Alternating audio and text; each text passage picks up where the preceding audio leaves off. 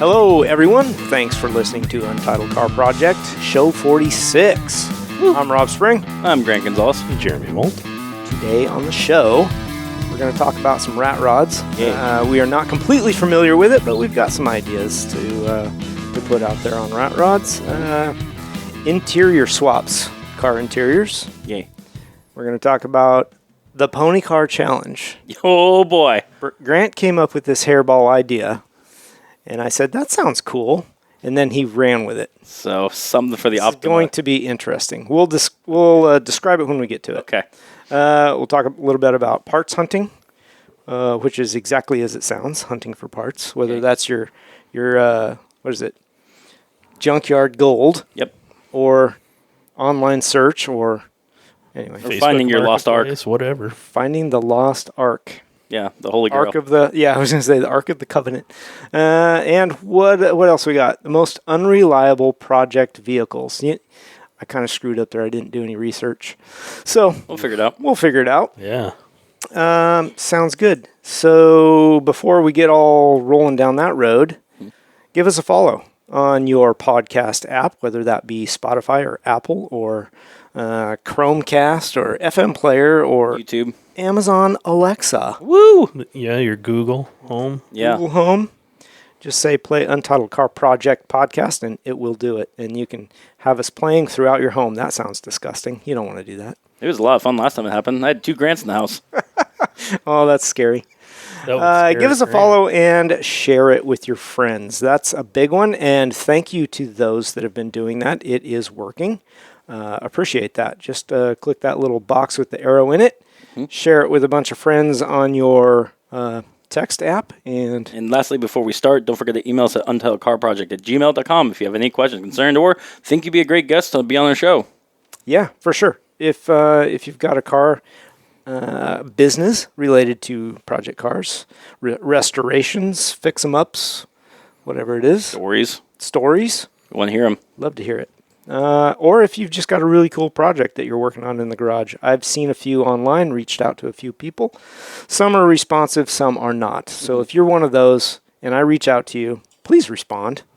I'm not spamming. I'm just curious about your car project. So here we are. How was the week, boys? Busy. Yeah. It was a good week. Time flies, man. Time flies. It's crazy. We are coming into springtime. Today it actually feels like it. Yeah, We have had 3 inches of rain in 3 days. Yeah. Which means It felt like most of it was in 1 hour. Yeah. It's true. Pretty insane. So y'all don't live in the Northwest. That's what we're dealing with.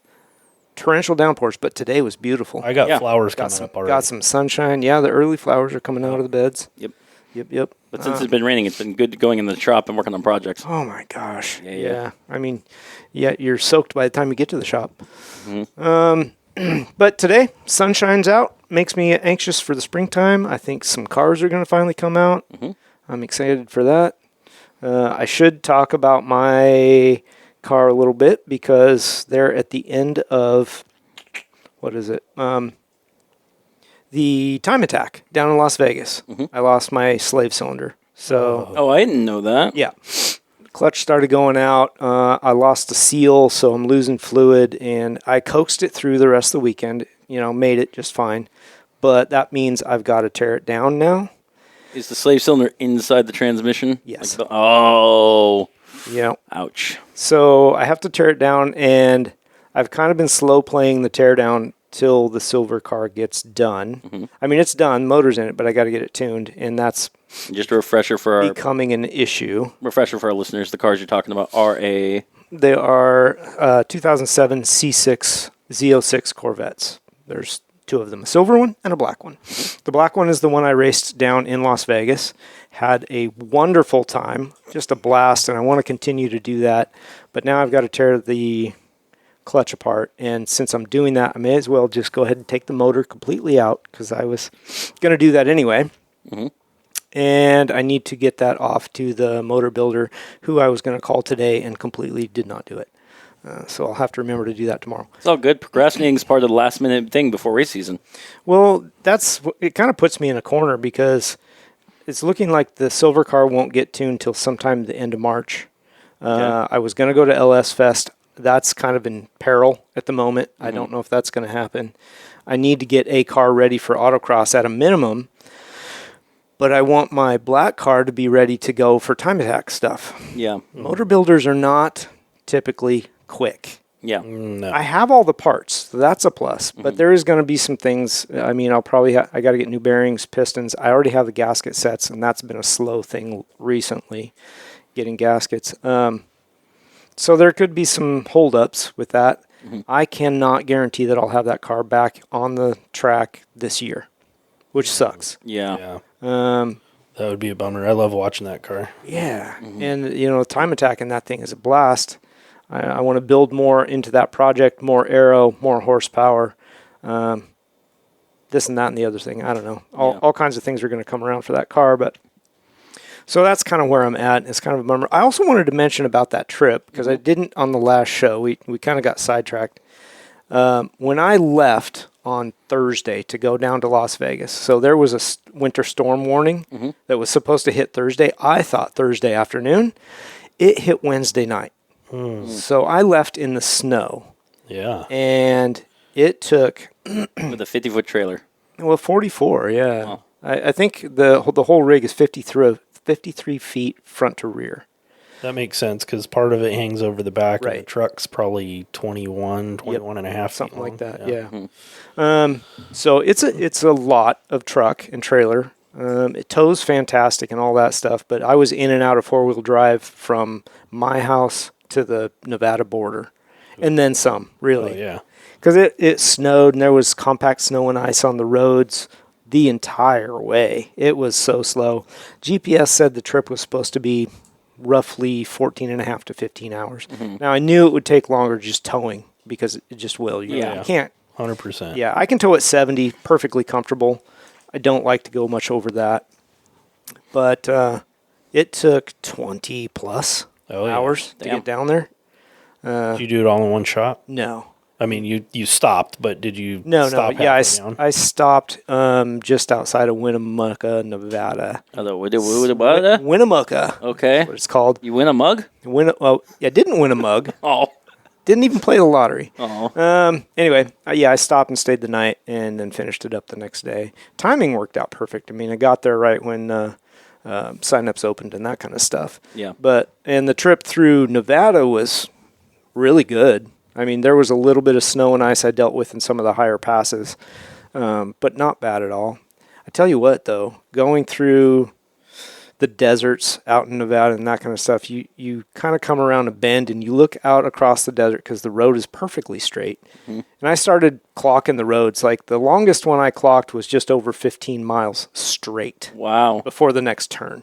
Yeah, and you're like, whoa, you know. And there's zero cell service for, good 4 hours out there in the middle of the desert. Oh, Yeah. And hardly any other cars. So if you break down, you're screwed. But, yeah, it was a really good trip. I had a lot of fun. Even the drive, I didn't mind it at all. I didn't get tired or anything driving. I don't know. Yeah, I just kind of wanted to touch on that. How many episodes of Untitled Car Project you listen to? I think only one. I only had one back episode to listen to. Nice. And so I knocked that out. And I listened to some book also and a lot of music. Nice. Yeah. Oh, yeah. So, yep, good trip. Right Just on. wanted to touch on that. I'm recruiting for the next trip to Las Vegas for the next race. Oh, when's You're that? raising your hand? Well, it depends. I may or may not. I can't. Well, yeah, I did sign up for LS Fest, which is towards the end of April. And like I said, I'm not sure I'm going to be able to make that. And I have to make that decision soon so that I can get a refund otherwise. Okay. Once Yeah, we're off recording, I'll tell you what's coming up with me. I just can't say where it's going or why. Because I have That's coworkers. lame. Why'd you even bring it up? Right? I know. I'm trying to think. I have coworkers who listen to this podcast. Whatever. I know. So I will be looking at other time attack stuff, though, and it totally depends on what car I'm going to be able to use. Yeah. I don't know. The silver car is plenty fast, but it's not exactly set up for that. Right. It's more autocross based. So anyway, So you got a Challenger all set up for that then? we'll talk about the Challenger later. Yep, for sure. Yeah. Let's go into the route, unless you got something else. Yeah, I was going to say. So this weekend I've been working on Liger and tearing her down and That's everything else. right. And just so our listeners know, it's a 2007 Ford Mustang GT. I took in the differential to Jeff over at Kaiser Performance and had him tear it down and throw some 410 gears in there. And we found out that the carrier is actually toast in there. Yeah. So I had to order a new. Now, was it a bearing that went that caused the destruction, or what happened? For what we can see in there, because everything looked normal, it just had uneven teeth wear. And then when he started taking apart the carrier to check, and I'm glad he took the extra mile to do that. One of the bearings came off very easy, but was starting to wear into the carrier itself. The other one, it came off with no effort, and you could see the bearing actually wearing into the pinion. Oh, wow. Yeah. You think it was the wrong one to start with? We were trying to figure that out. He thinks what happens is with some of the Ford 4.8 or 8.8 rear ends is that they're not always torqued to at factor over time. They loosen up. Oh. I've got 140,000 miles plus of just pure beating on that thing. Yeah. As well as I know it's overheated a few times because I've had fluid come out of the top of it. Yeah. So he thinks that's what did that. I did my research trying to figure out what I was going to go with, and for this weekend. What I ended up buying is sticking with the whole kind of theme of Liger is a build of what Ford could have built. Okay. I decided to go with the torsion rear end differential, the T2R, which is a 4-to-1 ratio. And what that means is it's a mechanical drive, a limited slip differential. Yep. And the biggest reason I was used it is because that LSD was used in the FR 500 race car for Ford, the Boss 302, as well as every 2015 and up Ford Mustang with the performance pack has that torsion in it. Nice. So it fits with what I wanted. Yeah. It fits your baseline of staying with the Ford family of product. Exactly. Basically. Just out of curiosity, does anybody build a bolt-in 9-inch for that? What do you mean, for a differential instead? Yeah. I didn't look into that. Probably. But because that Ford 9-inch is supposed to be a lot better than the 8.8. yeah. And they're easier to remove the pumpkin and, Yeah. change gears and all that stuff. That's true on that one.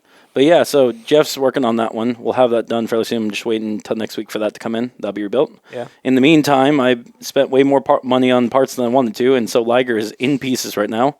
And she's currently now... Surprise. Yeah. I got the whole front bumper off. That's being reworked. I've got a tow hook on her. We now have the parts coming in, so that way this year Liger will be running the 315 Hoosier R or A7s. So you got around. a camber kit. I already had one. Okay. Yeah. So we're gonna be pretty competitive. What else year. did you have to do to get those wheels on there? I thought you had to do a little more camber on it too. So I thought I would need more camber, and I do need more camber to get into it, which I have. The biggest issue was that no one's tested it with the Petter coilovers when I bought those wheels. And when I was trying to test them at the time, I didn't have the how you say the spacers that came with it. We had that whole debacle on that one, and so testing fitting on there without the spacers, I was like, okay, they're going to hit, they're not going to fit, everything's going to go on that. And realizing this weekend I actually do have the spacers, putting them in and squaring them up, they don't hit the coilovers at all. So they hit the inner fender a little bit, but I'm like, if you give them more camber, it's not. And by just, even if I've got roll the fenders just a hair. How much clearance do you have to the coils? Like an inch. Oh, that's pretty good. An inch, I think. It's a good amount. How much is it going to move under load? I don't know. Yeah. Yeah. We'll figure that out as we go through that. Guess so. Yeah. When you hit it, you'll be like, oh, yeah. There we go. That makes rubs. sense. Yeah. Now it goes. Okay. Yeah. But it's, I also realized with the, I could still run my 295s because I'll just have the spacer on there with extension so I can run either wheel now still. Sure. So, that'll be all set up. So 315s will be beastie on there. It'll be beastie. That's awesome. The other thing that's going to come later, because, like I've been saying, we're trying to get me to get on big track, do some time attack as well. Yep. The one thing that it's going to come probably later on this year is I found out there is a bolt-in rear, not roll cage, roll bar that goes in for the Mustangs. Yeah. That is similar to like how Josh has in his Mustang R, and as well as like the Laguna Seca. So it still fits with the Ford factory look while still going in there, still could come out if need be, so I have my rear seats. And so it fits with my theme as well as the safety and suspension. On top of all that, just been throwing here and there through things I just wanted to do at Liger. So this will be a very interesting season. And I'm trying to get her done before we start racing so I can get her on the road and start driving and learning that car. because I'm going to need more seat time than just, a minute, 2 minute on autocross courses to learn it well. Yeah. Well, you should probably hit some of the early autocross events too. That too. Just to So when do those feel for that. start? This weekend's the first one. Yeah. Oof. Yeah, I'm probably about 3 weeks out until Liger's roadworthy. They might actually get good weather on Saturday. Sunday is supposed to rain, I believe. When is ORP? ORP is end of April. They haven't announced that. That one I'm signing up for. I'm excited for that one. Okay. And it will be the first time. I think Liger's been back in 2 years. So, it's I was on 275s back then on old RE7 or no old RT660 not Yokohamas, Vulcans. So going on it with RE71s at 295s with all the upgrades we've done to her and new differential and everything, this is going to be a whole different car on that track. That'll be fun. Yeah. Yeah. I don't think you'll have that much learning curve. I mean, you'll end up with better gearing. That's the whole idea. You're going to have better stick with bigger tires, so your turn-in will be better. Differential will be different. 75% of the power will now go to the inner wheel. Yeah, that'll be nice. Yeah. You'll actually be able to help it turn. Yeah. I'm going to get my acceleration back. Yeah. So I don't think it'll be a hard learning curve. It's not like it's going to be a hard car to handle. It's going to be better. I've also got a couple of other things to stiffen up the car too. Well, good, because Yeah. I was going to mention that. The only other thing you're going to fight now is the body roll. So in terms of the car, I added what's called low profile jack rails. They go by the pinch weld. All right. And it adds to where you can jack up the car, but it Yep. adds like 2 inches of steel throughout the body to give it more support as well. Yeah. You do need to figure out the body roll, though. It's stiffer than stock, but it's not as stiff as it could be. Yeah. Because that car seriously leans in the corners. I can't remember when you tested which way I had the sway bar setting on, because normally I have it stiff. I think what was it, last year? I might have had it on loose. Yeah. Because when it's loose, it helps out with the tighter corners. But with the more high-speed stuff we do, it's better when it's tight. And I can adjust that from 300% time stiffness to 50% lighter, softer than stock. Yeah. Yeah. Yeah. Well, interesting. Yeah. That's So, good. question for you. So, with the new differential, with the LSD and the bigger tires, what is your new brake point? I don't know.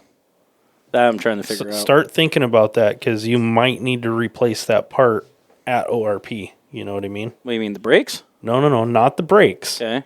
What component is going to break in that system? The drivetrain. Because you're putting way stickier tires. Yeah.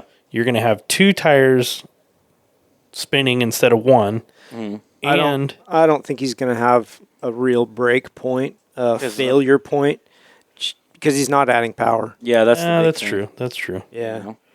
That's been the big thing I've been trying to figure out. Because He does drive that car hard, though. He does, Yeah. for what it is, but, it's a 4.6. What's that put out? 3?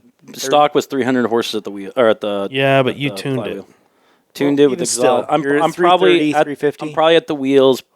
At wheels, I'm probably 315. Probably at the crank, I'm Yeah. like 340. You're not at danger of breaking stuff yet. No. If you were at 450, I'd say, yeah, you're probably going to break something. Yeah, But you're not quite there yet. yeah. Yeah. Everything's been beefed up though. I mean, the TR6060 is good for 600 pounds. Oh, that's torque. true. Yeah. I've got the aluminum Are drive those shaft stock from axles? Oh, It's a solid axle. it's a solid axle. So your internals are stock, though. Yep, and it's got the aluminum drive shaft from a GT500. Do you know what the 8.8 axles are good for? Jeremy would know. I think they're good for I like. don't know Let me that. look it up. I'm pretty sure they're good for They got to be 800 horses, 12 pounds 6 torque. probably. Yeah. I know the maybe 9 6. inches more, but I mean, they all break. Well, at some point, yeah. I mean, if you put 1,000 horsepower supercharged in there, you're probably going to break something. Yeah. Now, whether that's your axles or a drive spindle or who knows what. Right. And it depends on how you treat the car. You're not launching from zero on a sticky drag track. True. Right? True. Mm-hmm. So you're already in motion. You're less likely to break parts there. Yeah, I mean your launch still could be hard on it. It could be, but like I said, your autocross launch, I guess I didn't really say it, but your autocross launch isn't sticky like a yeah, drag strip. Yeah, it's not prep surface. It's not a not prep a prep surface. surface. Yeah. Yeah. So you're going to get spin before you hook up so much you're going to break something. Yeah. Usually. That's true. Usually. One form says 1,200 horses is good for an 8.8. There you go. So 600. Yeah. Yeah. Yeah. You know. All right. Anyway, Yeah, I'm seeing it all over. I don't think you're going to have a failure point with the components that you have in it now. No, I don't think so U-joints, either. maybe? If there's a failure point with my engine, which I could believe would be the engine itself. Yeah. 140,000 miles of With you driving? going non. When's the last time you replaced that clutch? I don't know. Might throw one of those in. Well, the clutches I think it's maybe 30 or 40,000 miles. Maybe I think I replaced it at like over 100,000. I know that. Okay. That could be next. Just the way Yeah. you drive it, and I mean, it is a 12-inch clutch, And he let me single drive disc, it. right? Yeah, single disc. Oh yeah, you probably took 10,000 miles off the thing Yeah. right there. So Yeah, you might pay attention to that. yeah, I could see that going out. One of the two. Yeah. At least get a new clutch disc for it. Yeah. Yeah, you can just get a rebuild. Really? Yeah. From a cleat? Where? Oh, yeah. They Yeah, they'll this sell you just the So you don't need to get. Well, do you have to resurface the friction The if it's in bad shape. pressure plate? Didn't you resurface that? If it's in bad shape. Okay. Yeah. the flex plate. No, The pressure plate. pressure plate. Because I know you have to sometimes resurface the flywheel. Oh, yeah. Yeah. So, Yeah. Anyway, Okay. that might be your next something. Probably. Yeah. But it'll be interesting. I'm excited to see. I'm hoping to do Josh proud and be, up there where his car was, in terms of performance. Oof. I know. That's You got some big leap. You got some horsepower to add if you're going to do that. Yeah. Yeah. That's a step. Yeah. That's a pretty darn good car. Yeah. I'm hoping to at least start touching maybe. Start getting that direction. Yeah. Touching the What bottom would be speeds. acceptable to you finishing? Uh, Think about the group that we race with. Yeah. Like the top 10 is within think- a second of each other. I think- we're all in the same yeah. second.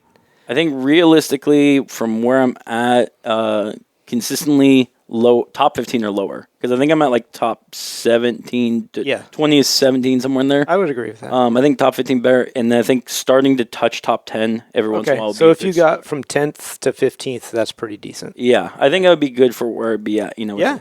Because the only thing left on that I think car that's would super be realistic. would be power. Yeah. Yeah. Yeah. I think that is a super realistic spot, and I agree. You need a little power. Yeah. Yeah.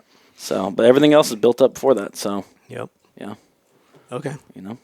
Rightio. Shall we touch on the first subject there? Okay. Yes. I'll let you start off. What do you know? Oh, yeah. What do you think a rat rod is? How about that? Yeah, that's probably the first thing we should establish. Okay. Okay. All right. So to me, rat rods are basically a junkyard car, right? Pulled right out. And typically they're something from the 30s. Yeah. Now, I think that is up for debate, right? But that's mostly what I see is like a 1934 Ford pickup truck or one of those coupes that's just been slammed to the ground. Typically, you got a chop top on it. Nothing is painted. It's very it's patinaed. patina. Yeah. Every they're- color should be brown.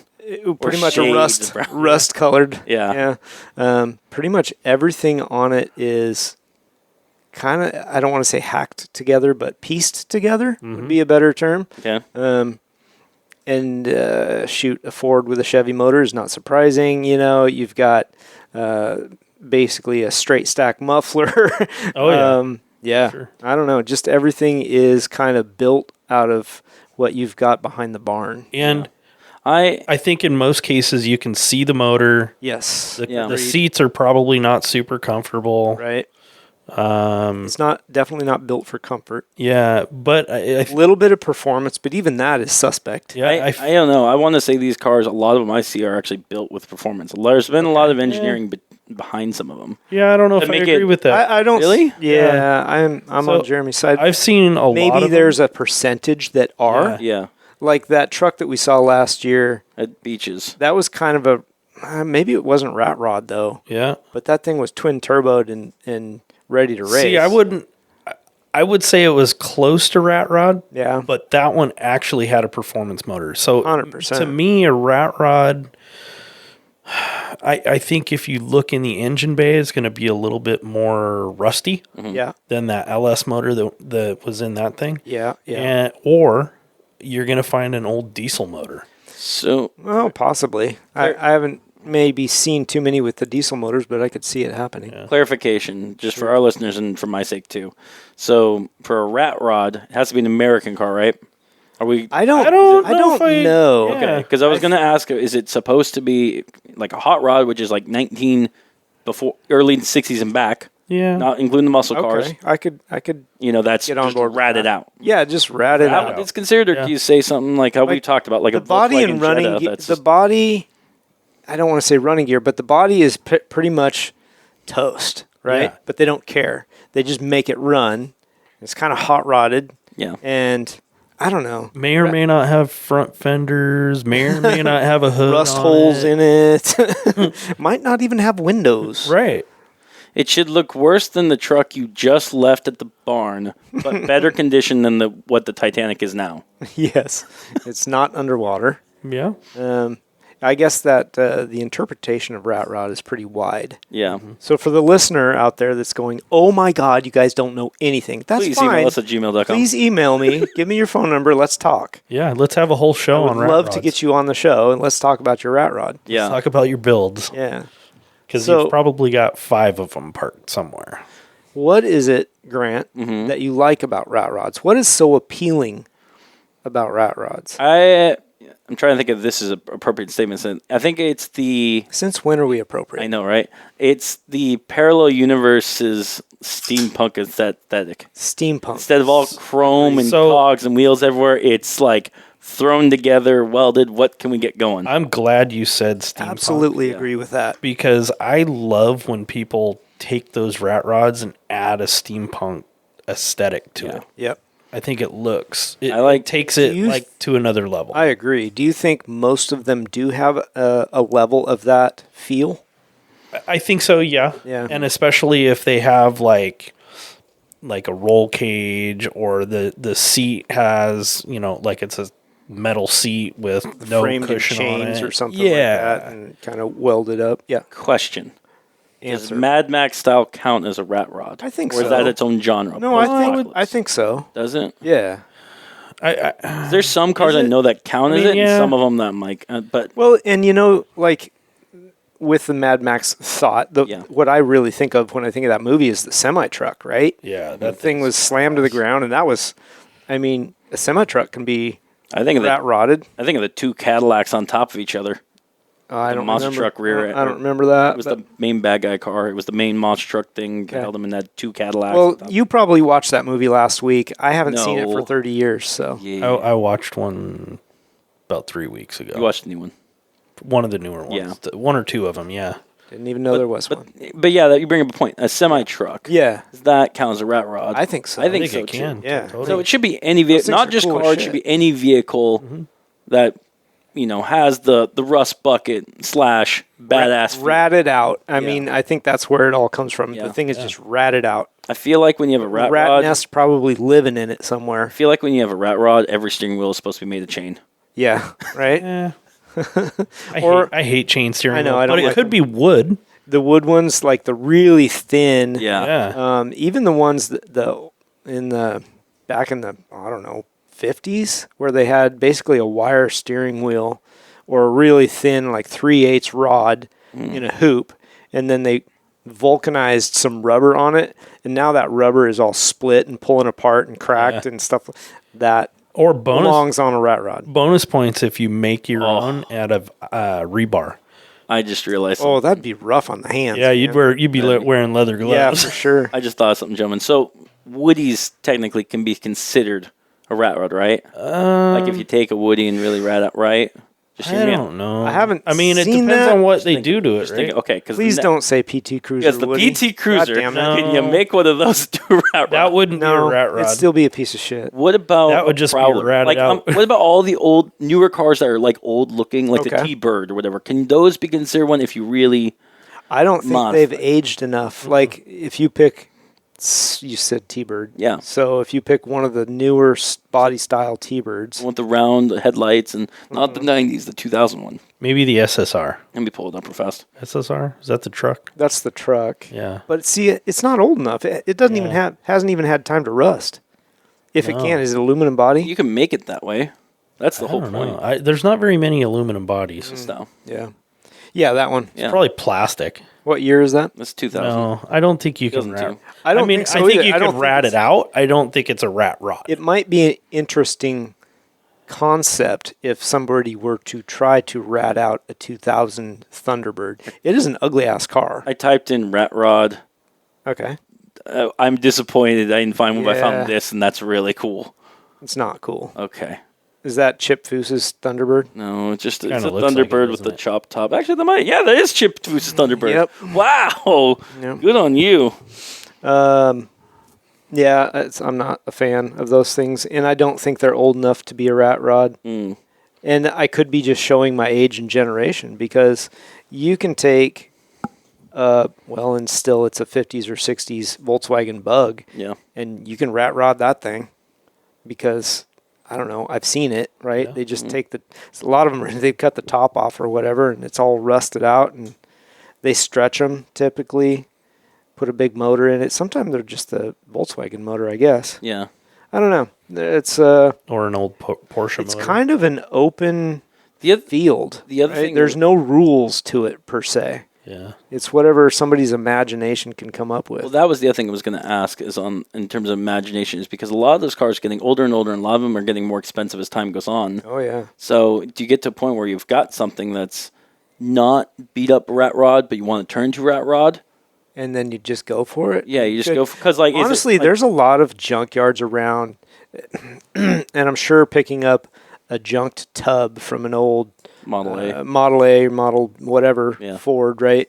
A Ford Coupe, 34. I'm thinking of that one off of I-5 on the Yep. On the right right-hand side. side. Yeah.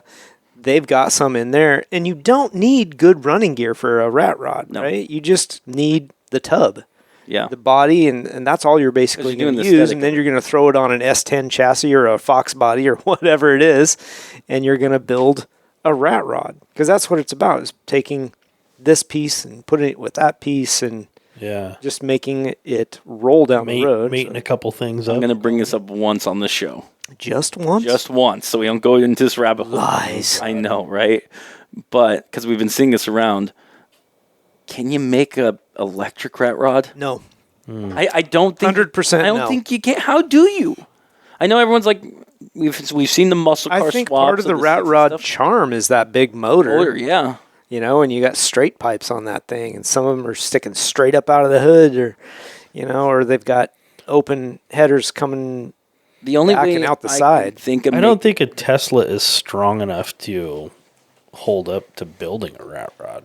I don't know. Don't The even. only You can't go down that road. the only thing I could think of if you're doing that is you have like a 4-cylinder V8, like a flathead Ford V8 in the front with straight pipes, making it loud, whatever. Yeah. Makes 160 horses. In what? In a You know, and whatever. electric car chassis? No. And Oh, okay. you have it in like a Model, Yeah. T or whatever, Model A. That's Yeah. that. But still 160 horses. But So then what? behind the axle, you put an electric motor and disguise No. it. So no one sees you. So it I goes say really no. fast. I say that's just blasphemy. I'm just trying to say, like, I know. I can't think of an electric motor in a rat rod culture, but it might be wrong. It would be nice. Maybe interesting to hear someday someone's- somebody's going to do it, but But would that be still considered one? That's why I want to know. I don't know. I see what you mean. Yeah. If somebody says, okay, I'm going to, this really cool rat rod-esque thing, but I'm going to basically boost it with an electric motor. Or So it's just fast as shit, yeah, but or like a Wankel motor, just like can't- unconventional motors. What can you not? I like throw in the a rat rod? unconventional motor stuff. I like that idea. Yeah. Like putting an airplane motor in a rat rod. I didn't think of that. I think that's cool. Oh, Tank yeah. motor. That You would know, be Yeah, a having rotary an old radial radial. motor. Yeah, exactly. I think that's really neat. Yeah. Or even a helicopter motor, but most of those are turbine, I Yeah. think. But Yeah, well, or rotary, right? Mm-hmm. Are they rotary or no, I think turbine? they're turbine. Yeah, okay. I think that's neat and unconventional, but it's still gas powered. Yeah, I think someday somebody is going to do the electric, either hybrid-esque yeah, or maybe full electric, but I think it loses its charm if it's full electric. yeah. You just have a lot of speakers that we're making the muscle cars now. Yeah, yeah. So dorky. You Don't they know. do that on new Yeah, cars? they do. Yeah. It's terrible. I want. How do you, when you have a rat rod, do you Garage it or leave it outside so it gets better or worse. I don't know what you consider. That's a fair question. Yeah. I think if I owned one, Yeah. Maybe it sits. I in the shed. would figure out how to. It's like in a to covered protect the shed, patina. but it's open. Yeah, Lives You at know, the like the coast. back of my shop, like where it just a- kind of comes out and you Yeah. can, like a barn. yeah, You know, yeah, it's out in the barn. sort of dry, but it's in the barn. Yeah. Yeah. Yeah, What do they where do? the rats are. What do they do for interiors? Because I think most time I just see I don't think bench they're seat. fancy. No, not when you got cars that old, you don't require seatbelts. And I don't know of a lot of people who actually do have seatbelts in them. Again, I don't know many rat rod. I don't either. You know. I would probably put a lap belt in one. Yeah. Just Yeah. just to have because. something? Yeah. Yeah. I know it'd be if I had a rat rod, I'd have a jump seat in the back. I don't. What? No, none for you No, guys? no, Why not? No. Really? Yeah. No. But I mean, rat rods are typically rumble seat, All the that's what- rumble seat. that's what The I meant, the rumble seat. ones that I see typically do not look comfortable. They're not built for long rides. Yeah. You know, they're Built for built parades. parades, car shows. You know, Running down to the local bar. cruising, just like the summer cruise, but you're not going clear across town in it. That is uncomfortable. I would pay to see a rat rod autocross or rat rod track day. That would be Autocross, I sick. could see them doing that. That would be kind of cool. Yeah. I could be wrong. And again, listener, email us, untitledcarproject@gmail.com. I don't think they are built for performance like that. Maybe straight line performance. You know, a lot of them have pretty good sized motors in them, whether they're using 350s or whatever. But I don't feel like they're built for cornering performance. You think I'm wrong? No, Yeah. I don't know. I feel like they're iron, big, heavy, not built for cornering. Not built for cornering. Maybe a drag track. That's what I was thinking. Straight line. Yeah. Straight line would probably be really fun. Yeah. It'd just be cool to see an event with a rat rod that doesn't include like it just sitting there. Or, Well, I would definitely watch. That would be Yeah. cool as shit to see. yeah, Circle track. And especially if, it's rat rods against rat rods, right? Yeah. Let's put all of them in a class for autocross and watch them go at a it. rat race. Oh, that's epic. I love that so much. Oh my God. Can we sponsor that? We need to sponsor Yeah. a rat race. We're going to be awesome. advertise. it. Oh my goodness. Where are we putting it on? You heard it here first. Oh, I Rat love that so much. Yeah, Okay. Yep. We need to start planning that. Oh my God. Holy shit, that was funny. yeah. Okay. I wouldn't, I don't really know, and we've proven this for 10 minutes now, that we don't really know anything about rat rods, but But we're interested. interested. How would you go about building one? If I was to build one first off, I probably would want to find a car, and not like in a newspaper, not like I like driving on the road Field and find, a one. barn find. Whatever I find, it's based off. Whether it's like Yeah. a 30s car that's a little boxy, or a 40 pre-war car that's more round, or a 50s car that's a yacht. Yeah. That's all it's going to determine off that. Sure. Second off on that one, it's already how many of the panels are rusted and gone, how much is actually usable. Yeah. Because if things are rusted, like in the front, I'm going to match, whatever the body or the shape or the paint or whatever to look like that. Kind of figure out how that design's going through. Because I think the most important thing to me personally is the design aspect of the car. Okay. That's what takes number one priority. Yeah. Second after that, I think, is going to be the engine. And in terms of performance, I think it should go fast in a straight line, not like an F1 car or Bugatti fast, but I think enough where it was like, when you take off, that was quick. That was fast. Let's quantify that for the drag racers. Are you talking a 14-second or are you talking an 11-second quarter? Like 13 Yeah. and a half. All right. And it needs to be, I'm more used to just like Fairly 0 to fast. 60 in like under 6 seconds. Fairly fast. And but- that car but probably not- weighs 5,000 But pounds. not. Nah. No. Well, They're light. I could the see. rat rods I'm thinking of do not weigh 5,000 pounds. Yeah. There's Well, a pickup truck, no. So much rust has eaten it away that it's, it's sub 4 now. and the most important things for me personally would be the sound. Yeah. You fire it agree up with with a that. big lopey cam Yeah. that just goes thud, thud, thud, and then when you whomp on that throttle, it just goes whom, whum. So do you put a blower on it, that kind of rat rod, or? It depends again on the car. Okay. If it's like, say, the front end where you can fully see the engine is exposed, Yeah. then yeah, put a blower over the hood. Yeah. If it's something like, say, a 50s It car. has a hood? Exactly. Yeah. If it's like a 50s car, that's more sleek and the style's more because of the body, then no, just have the straight pipes up the side of it. If it's a land yacht, then put 2 blowers on each side. There you go. Okay. Okay.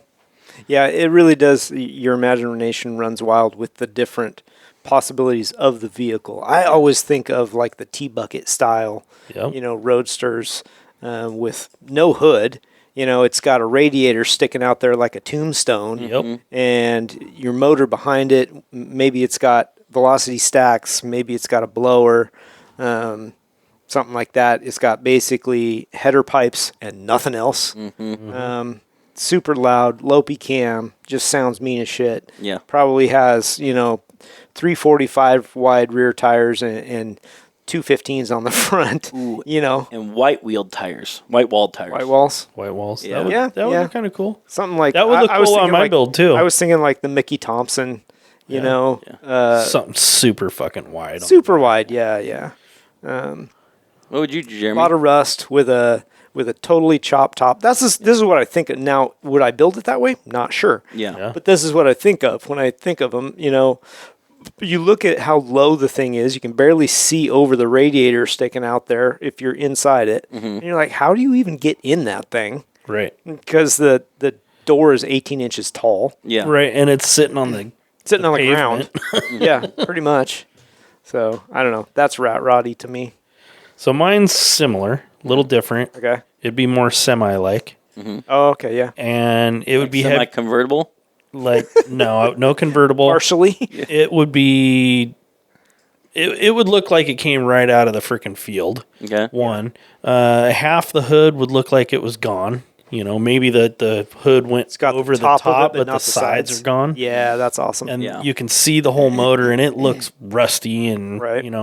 But So what model, if you could specify? Like, is this man. an old Mac? Like is this a Ford? Is this 60s a Dodge? Dodge. I would say 60s Kenworth.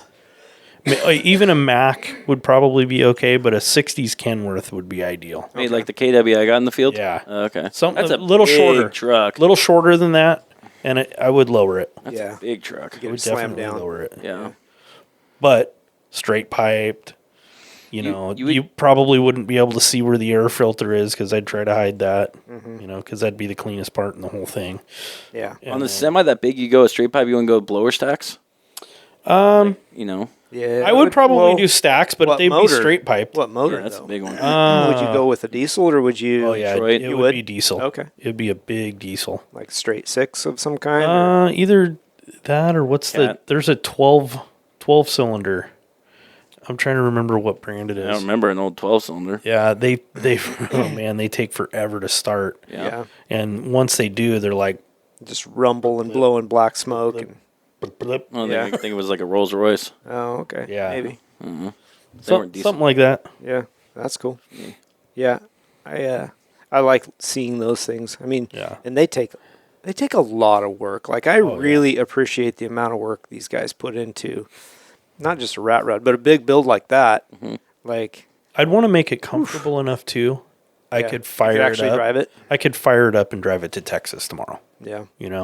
So you can Put the- LS swap it. Put the trailer behind it. So it's and got air go. suspension to get it up off the ground. Oh yeah. Yeah.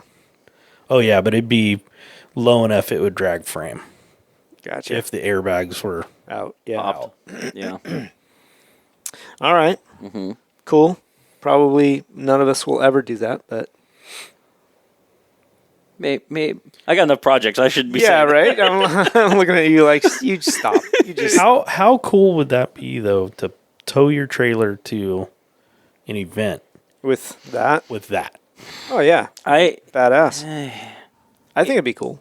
It would be cool depending on what you have in trailer. Like for me, it wouldn't work because I'm like the red truck with the red trailer with the red race car, and so it Whatever. kind of looked like. But I think like having So your big truck couldn't be red.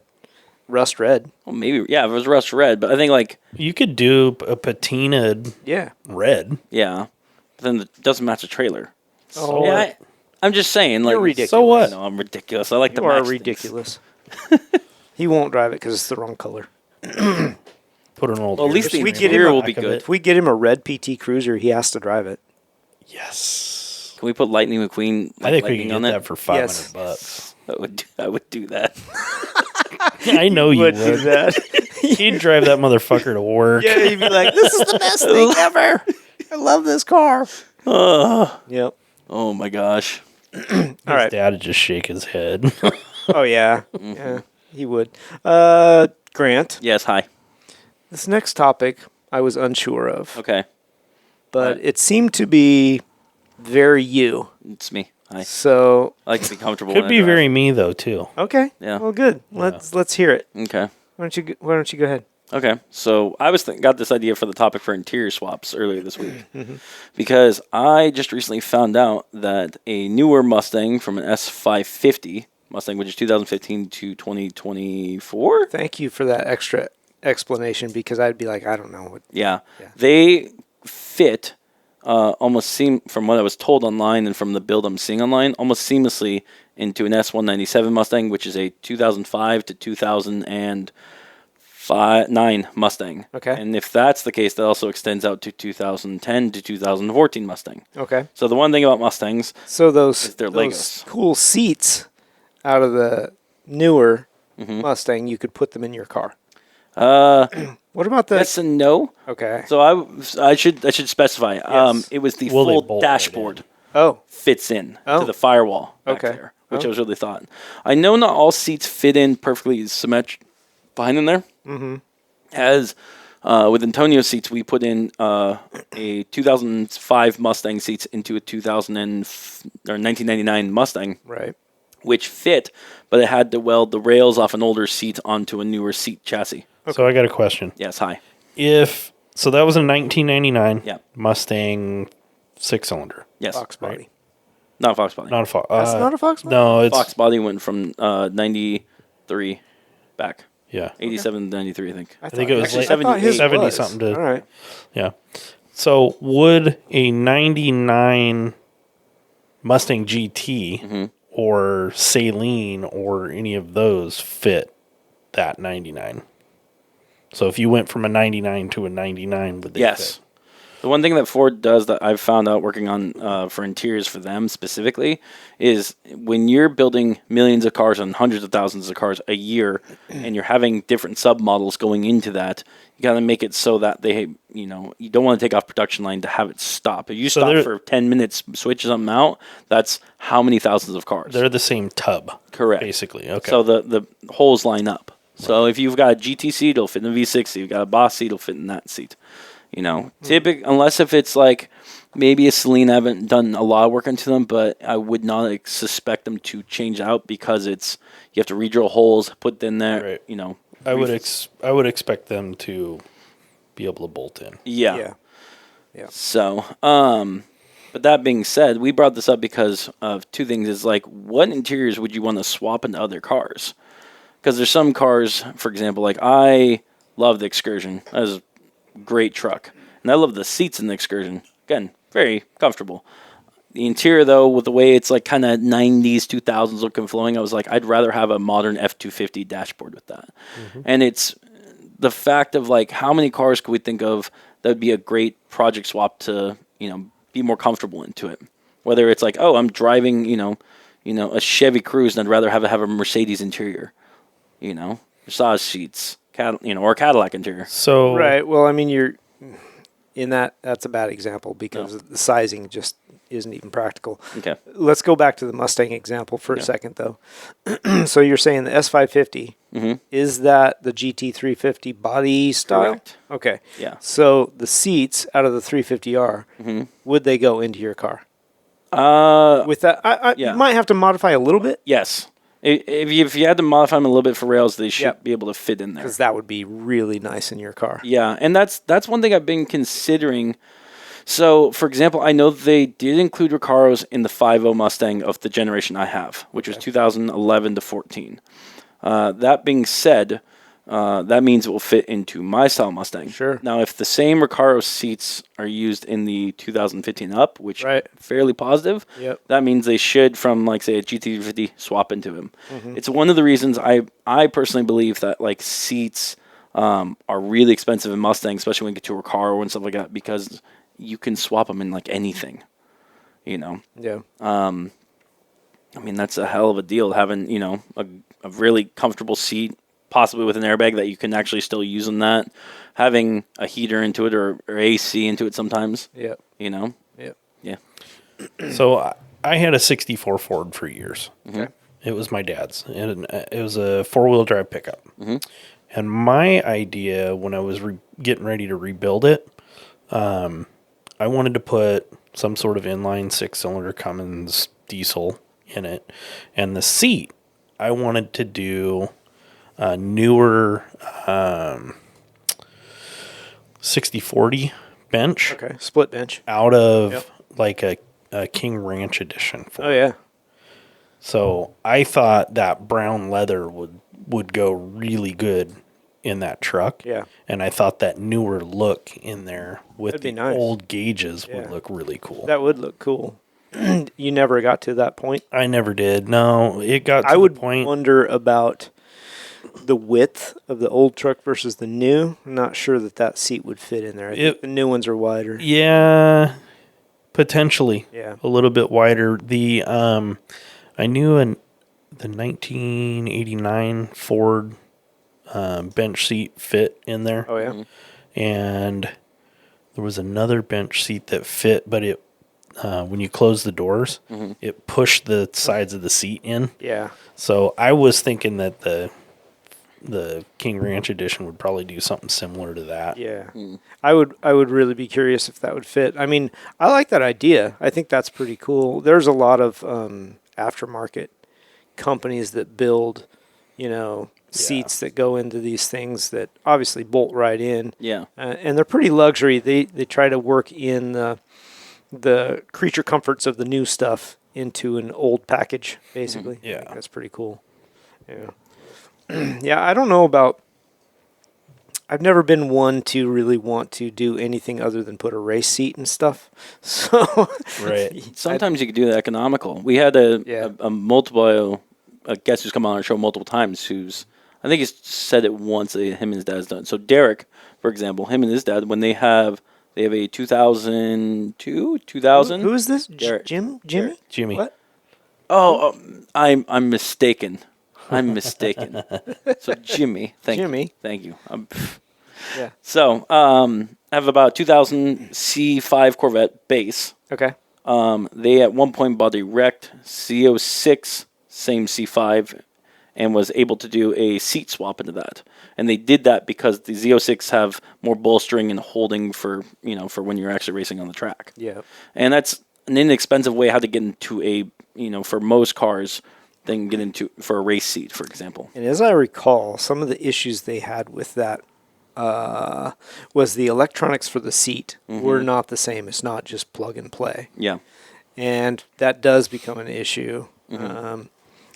I think there are a few places that build conversion kits so that you can, take this plug and it's like an intermediate plug. You plug the old seat into the one side and the new component into the other side, and it does the conversion or It does whatever. the conversion for that, yeah. Yeah, but that's kind of rare too an because there's adapter so cable. many different. Yeah, an adapter. There's so many different combination of seats. Like, how do you even come up with that? Yeah. So getting CAN bus to talk to a seat, my seat won't go up and down. Or, Yeah, but I think the problem with theirs is they've got it set where they want it. I was talking to Jimmy, Jimmy/Derek Galloway, and he was like, "Don't touch the seat." Because I can't remember which way I got to move it to get it back where it was. Because the controls are not backwards. Yeah, they're kind of backwards. Oh, that's and, funny. Yeah, up might go back and down might go forward, and something like that. That's funny. So those are kind of the issues you run into, I think, with all the electronic seats and that kind of stuff. It gets wonky. Yeah. So I mean, and that kind of when that happens, you got to figure out what each wire does on the output, and then just kind of swap those around to make it work on that one, I guess. Yeah. Very labor-intensive process. Yeah. You have to figure that out before you take the old seat out. But, Yeah. That's a lot of Yeah. pinning out and crap like that. So the other thing I've been seeing for interiors, I've been seeing this last like month or so, which is project relevant, but on a whole nother level, has been Ferrari interior swaps. Okay. It's been a common trend now since the F1 system, which is Ferrari's automatic paddle shift system. They're going out, and it's a matter of when they will fail because they're a hydraulic system for their transmission shift. And when they do fail, it's a very expensive swap, like $40,000 to fix it. Yeah. So what most people are doing is they are swapping OEM parts onto it to switch them to a 6-speed conversion. You're talking about the 430? The 430s had it. The 599s has it. The 550 and 575. The Super Americas. And it's been interesting looking up rare versions of those cars. For example, the 575 Super America, they made 399 of them, I think. I think it's 399 of those cars. And I believe almost all of them were Formula One or F1 paddle shifting. Sure. And people have actually swapped a few of them over to a true 6-speed from a 550. Right. As they'll go into that. And in some cases, it's increased the value of those cars because a lot of people are wanting the 6-speed more. Now, there have been original ones that came from the factory, for example, with a 599 Ferrari. I think there's only 3 in existence. In manual. Right. I don't know how those people got them. Right. And that being said, those are like where a normal 599, I think, is...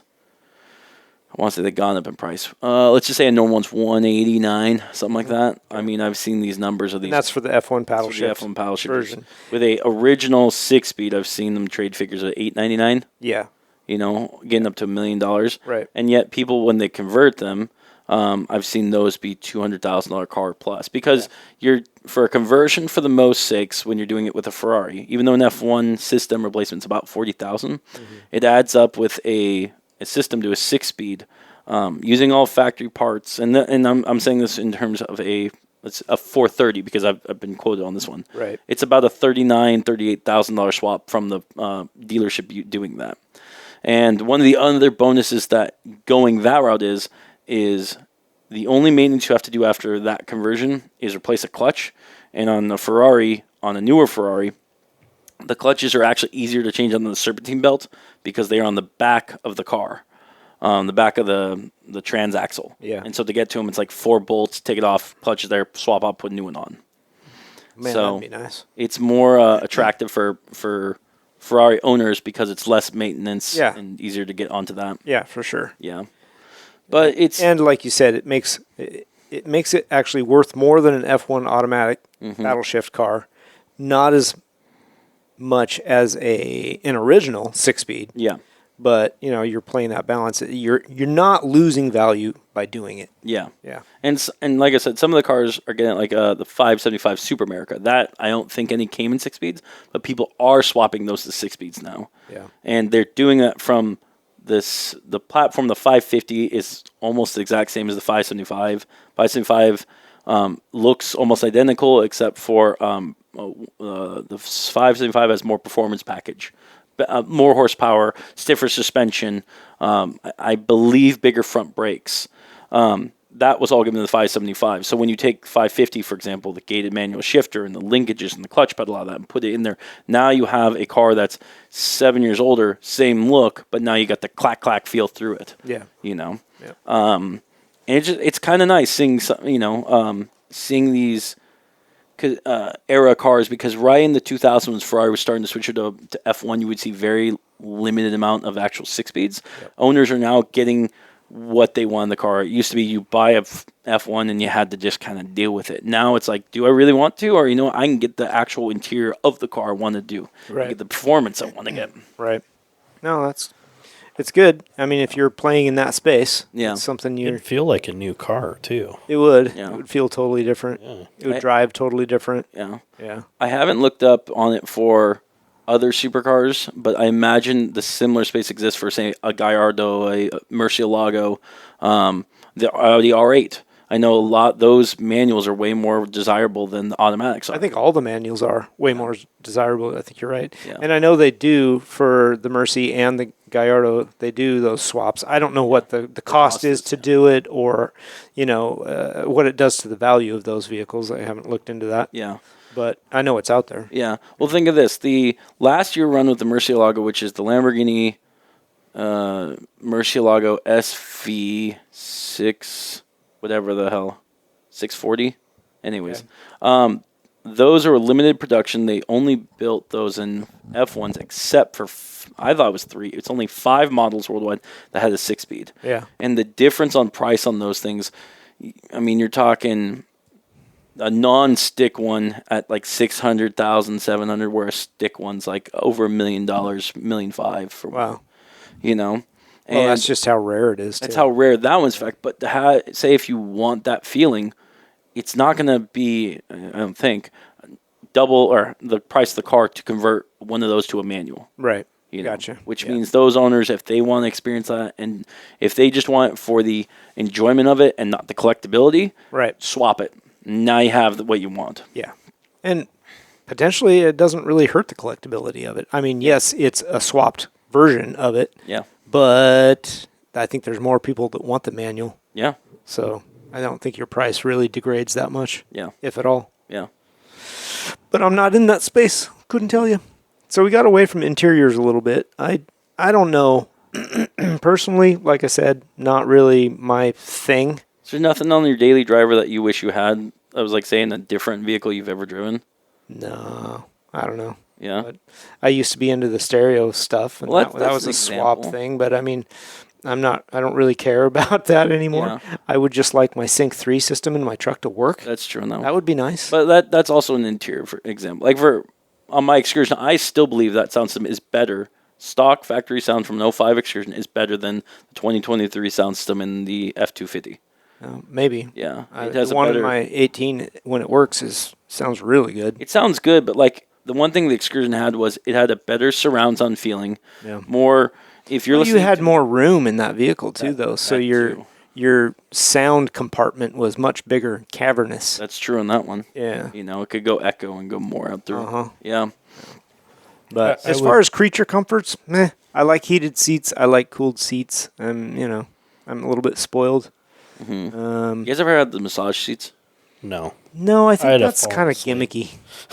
I think that's weird. I've heard some that are good to action massage, and I've heard some that just it's a vibrator. Yeah, That's I'm like, what most of them are. yeah. Are there any that aren't just a big old vibrator? You're Like, sitting on it a vibrator. rolls and it goes up and down. Do they have a roller in them? Yeah, Oh. I think some of them do.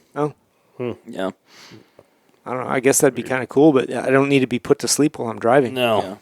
yeah. That should be in the passenger seat. Well, Or maybe the back seats. Yeah. Back seats. Yeah. well, have you guys ever considered the back seats for luxury at all? I think they should be considered luxury if you're in, some kind of town car Yeah, or like an Uber. BMW 7 Series or something, Those things are pretty luxury. Yeah, So we had a Toyota Venza that Okay. Yeah, I've seen that car. the seats in the back actually reclined. Oh, yeah? Yeah, That's cool. That's it was nice. it was a cool car. Yeah. So if you're going to get chauffeured around, pretty sweet. Yeah. But whose kids need reclining seats? Right. So if one thing that I would say if I could add to that car would have been heated in the back. yeah. I think they're missing the boat on that. I think a lot more, Yeah. if you're going to have a 4-door anything, Start adding I think it heated should be an seats. option at least, an option package to have heated and cooled seats for the back. I got a question. Yeah, because I would have bought it. Yeah. I got a question. Do screens still exist in the back seats?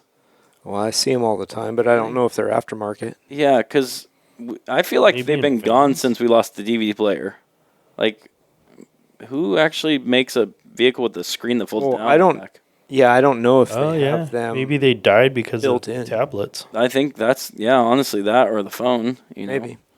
Could be. Yeah. I mean, it's kind of expensive gadget, right? I I'll bet they're still in some cars, probably the higher end. so here's kind of my thought. I put my excursion when I was driving that has a LCD screen in the back that was converted to have a Raspberry Pi video game system in it that I built with a full controller and everything else.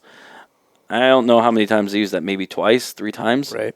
And it's mainly because if I'm in my truck and I figured I'd be using it before bed, because sleeping when I was camping there, I was like, I'm already asleep. I'd rather be out and doing and stuff and enjoying things. And if I'm driving around, I'm not using it. So, I mean, that kind of goes hand in hand. It sounds good in theory. Yeah. right? Yeah. Yeah, it's it's one of those gimmicky things. Yeah. If you got kids, cool, they would use it. You Yeah. know, play video I- games on a road trip. I don't know because like Maybe not anymore, but Yeah. back when you put it in, Yeah. it was usable. Yeah. Like the phone stuff wasn't as good as it is now. Not every kid had phones. Yeah. So I'll tell you the coolest thing I've ever seen interior wise though. I was in a junkyard and found an old Explorer with a VCR built into the top of it. that's hilarious. I had a van Awesome. that had a VCR in it. It was what on the headliner? Yeah. Kind of thing. Yeah. Wow. I was like, yes. Somebody paid extra for that. I know. That's amazing. This is in a limited edition. Yeah. So mine, I had this 9-passenger van. 9, 2, 4, Really seven, irrelevant. seven passenger okay. van. It had in the back door a Coca-Cola bottle opener. That's amazing. The back couch folded out into a queen size bed, and underneath the console in the front there was a VCR and a TV right between the 2 seats. Yeah, that was pretty set up. It was Interesting. cool. Yeah. I paid $1,000 for that thing. For the van? Wow. The whole thing? Yep, and, wow. and it ran. Wow. Wow. That thing was badass. That's funny. So I got a question for you guys because this is kind of out of my age range. What was the point of shag wall-to-wall carpeting on the cars? It was cool. Did it, like, feel anything? Did it do anything? Like No, not a thing. So it just for looks? Depends. Was it red? I don't It know. was orange and brown. It's from the 70s. It was definitely not to give you a boner. No? Okay. I don't know. The only that just makes me think of a shaggin' wagon. Hell yeah. Yeah. Yeah. That's what we called our motorhome when we were younger. Oh, my gosh. The Well, shaggin' it's wagon. typically like an old Chevy van Yeah. with no windows. You just use those That's to... a rape van. I mean, that's another name for it. The nice name is shaggin' wagon. Oh, the spray-painted free candy. Yes. Yeah. Ammo. Ooh. First one's free. Okay, are you done with your interior rantings? I think so, unless you guys have anything else to add to that. I don't. I didn't have anything to add to it to begin with. Oh, okay. That was not my topic. Yeah. The only thing else I wanted to add to that one, on just a whole performance-wise, is I wanted your guys' thoughts on short shifters Don't like them. at all. Well, no. I Okay. mean, no. What about you, Jeremy? I have mixed feelings. Okay. A lot of people believe that you can get into gear faster with those. I don't know if I agree with that. Yeah, I don't either. I think the taller shifters actually give you more Leverage. leverage to get that into gear, and I think there's probably more misses with the stubby shifter. I know I miss more with the short shifter. I freaking hate the thing. Yeah. Because I get a lot of people jumping Liger, and then they throw the stick, right, and the stick stops, arm goes further back. And they're like, what? Yeah, I don't I know. don't know. It's weird. I think it's because I'm more used to it. Oh, it's all in what you're used to for Yeah. sure. Yeah. But I just wanted to get a perspective from someone who's not used to short shifting. Yeah. I have one car with and one car without. Yeah. And I like the car without. Yeah. To me, it shifts way better. Yeah. But also, I don't know. And they're the same car. They are the same car. So there you go. Yeah. Yep. Would you run an F1 system or a flappy paddle in the Corvettes if given the chance? I would run a sequential. But not a flappy paddle. I guess it depends on how well it worked. Okay. If there's a lot of delay and stuff, then no, I don't really want that. If it worked as well as a C8. Okay, my limited driving experience in the C8. Yeah. The problem is there's no engagement. You're not shifting it yourself. Yeah. You can't outshift the car, so you're just going to leave it in automatic mode. So if you don't want that physical engagement with the car, then fine, run it like that. Now, if it's a flappy paddle and you have to actually shift it, that's a different story. And being that I didn't manually shift the C8, I don't know how quickly it responds. Mm-hmm. I know that there is delay in those things. Even when you With the dual clutch. manually do it, it doesn't. And maybe it's faster than pushing your foot to the floor and shifting. Yeah. A manual. I don't know. Mm-hmm. I haven't timed that or even really thought about it. But there is a delay from the time you click that little paddle to the time it actually shifts. Yeah. And As much as they say it's a Makes up. thousandth of a second or whatever, it's I don't noticeable think on that's- some level. yeah, I don't think a thousandths is real. Yeah. Is that really what they're claiming? I know with Ferrari, it's a hundredth or a thousand. Let me check. I think it's about a thousandth of a second. So we have one Yeah. Huh. in the Lexus, Yeah. and I can tell you right now, it is way faster to touch that paddle than it is to try to push the clutch in and shift. Yeah. It's just the amount of delay of when you expect it to shift. I don't know. I'm not used to it, so maybe that's hard for me to answer it. I don't want to. Yeah. I'm not going to shit on it because I don't really know. I don't have a lot of experience with it. I personally like the engagement of actually shifting. I know it's slower. Oh yeah. Everybody knows it's slower. I mean, put that C8 Z06 in automatic mode and put your foot to the floor. Mm-hmm. You're going to beat anybody that's having to shift through the gears. Oh yeah. 100%. Absolutely. You're losing tons of time there. Okay. But is it as much fun? Yeah, probably not. Not necessarily. And, paddle shifting in my sim rig is just fine. Yeah. Paddle shifting in a car on a racetrack, I don't really know. Yeah. So It's this one, fast. let's see. Ferrari F1 transmissions. This is from what Google says for AI overview, and from what it looks like, this is the older F1s, not even the new ones. It says Ferrari F1 transmission gears can shift as little as 100 milliseconds. I don't know if I believe that. Yeah. That's fast. Yeah. Yeah, I don't. That's faster than your eyes blink. Yeah. It doesn't feel like that when you're going through. It might shift through, but the power delivery isn't out after that. Right, and I guess that's what, butt feel says it takes a little bit for it to actually shift. And maybe it's still producing power up to the point that it actually does it. I don't know. I don't know how to answer that. Yeah. Yeah. What do you think, though? Like, would for Liger, per se, if you could put a flappy paddle in it, would you do it? No. Okay. Not in Liger. There's some cars that I would, if it was a dedicated race car. I mean, a dedicated race car, yes. And it would have to be a dual clutch. That being said, it'd have to be, again, probably Ferrari mid-engine, blah, blah. I mean, Well, that's just it. Like, that's even tough because I like the compare it to 6 the McLaren, right? Yeah. It has paddle mode. You can manually shift it if you want. Yeah. But you can't do it better than the car. Mm-hmm. The car and the computers and all of that are way faster and way smarter than, it's going to shift it before you would have. Well, it's going to shift it at the perfect Exactly. in the power band, right? Exactly. Here's Yeah. my rebuttal to that. It might shift it, but it's not going to know how the car's not going to know how it will be affected by the road. If you downshift and the car gets upset from that, while and puts it out of balance, if you're shifting manual and pushing the clutch and you're starting to let it out, you can feel the car starting to let go and re-engage it or feather it out slower. Sure. You can gain more control with the clutch. That's how I feel about that. That's fine. Yeah. But so driving the McLaren, though, you put your foot to the floor, it shifts down, and it'll go down maybe 2 or 3 gears much faster than you would have processed it through your brain and pulled the trigger. Yeah.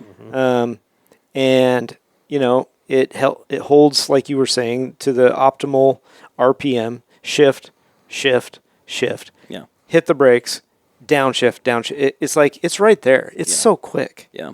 So that's what I mean by you can't outshift it. You can't even think as fast as it's already shifting. It's a great system, works really good, fun to drive, not the same as an actual manual. I don't know. It's what are you looking for in your driving engagement, right? I think it's the big thing is engagement. Yeah. That's for me. That's what ultimately comes down to. Yeah. If It would be interesting, say, to put that in my Corvette with a 427. Now, it doesn't rev nearly as high as that McLaren motor does. you don't need it, So that's different, yeah. right? But if it were to be able to shift and keep it in the optimal power band and that kind of stuff, it might be an interesting experiment. Yeah. But I don't know that that's something I'd really want out of Yeah. it. Yeah, I don't know. Interesting thought. Did they run in the competition C6s back then? Did they run a manual or did they have an automatic in them? Manual. Is it? Okay. Because with the C7s, with the competition ones, we talked about with the ZR1s, they did make a 6-speed, but when they set records with that car, wasn't that an automatic they were setting records with? It might have been. Yeah, I didn't pay attention to that. Okay. But I would almost assume so. Just because, like you said, it's got the paddle shifting and that kind of stuff. But Yeah.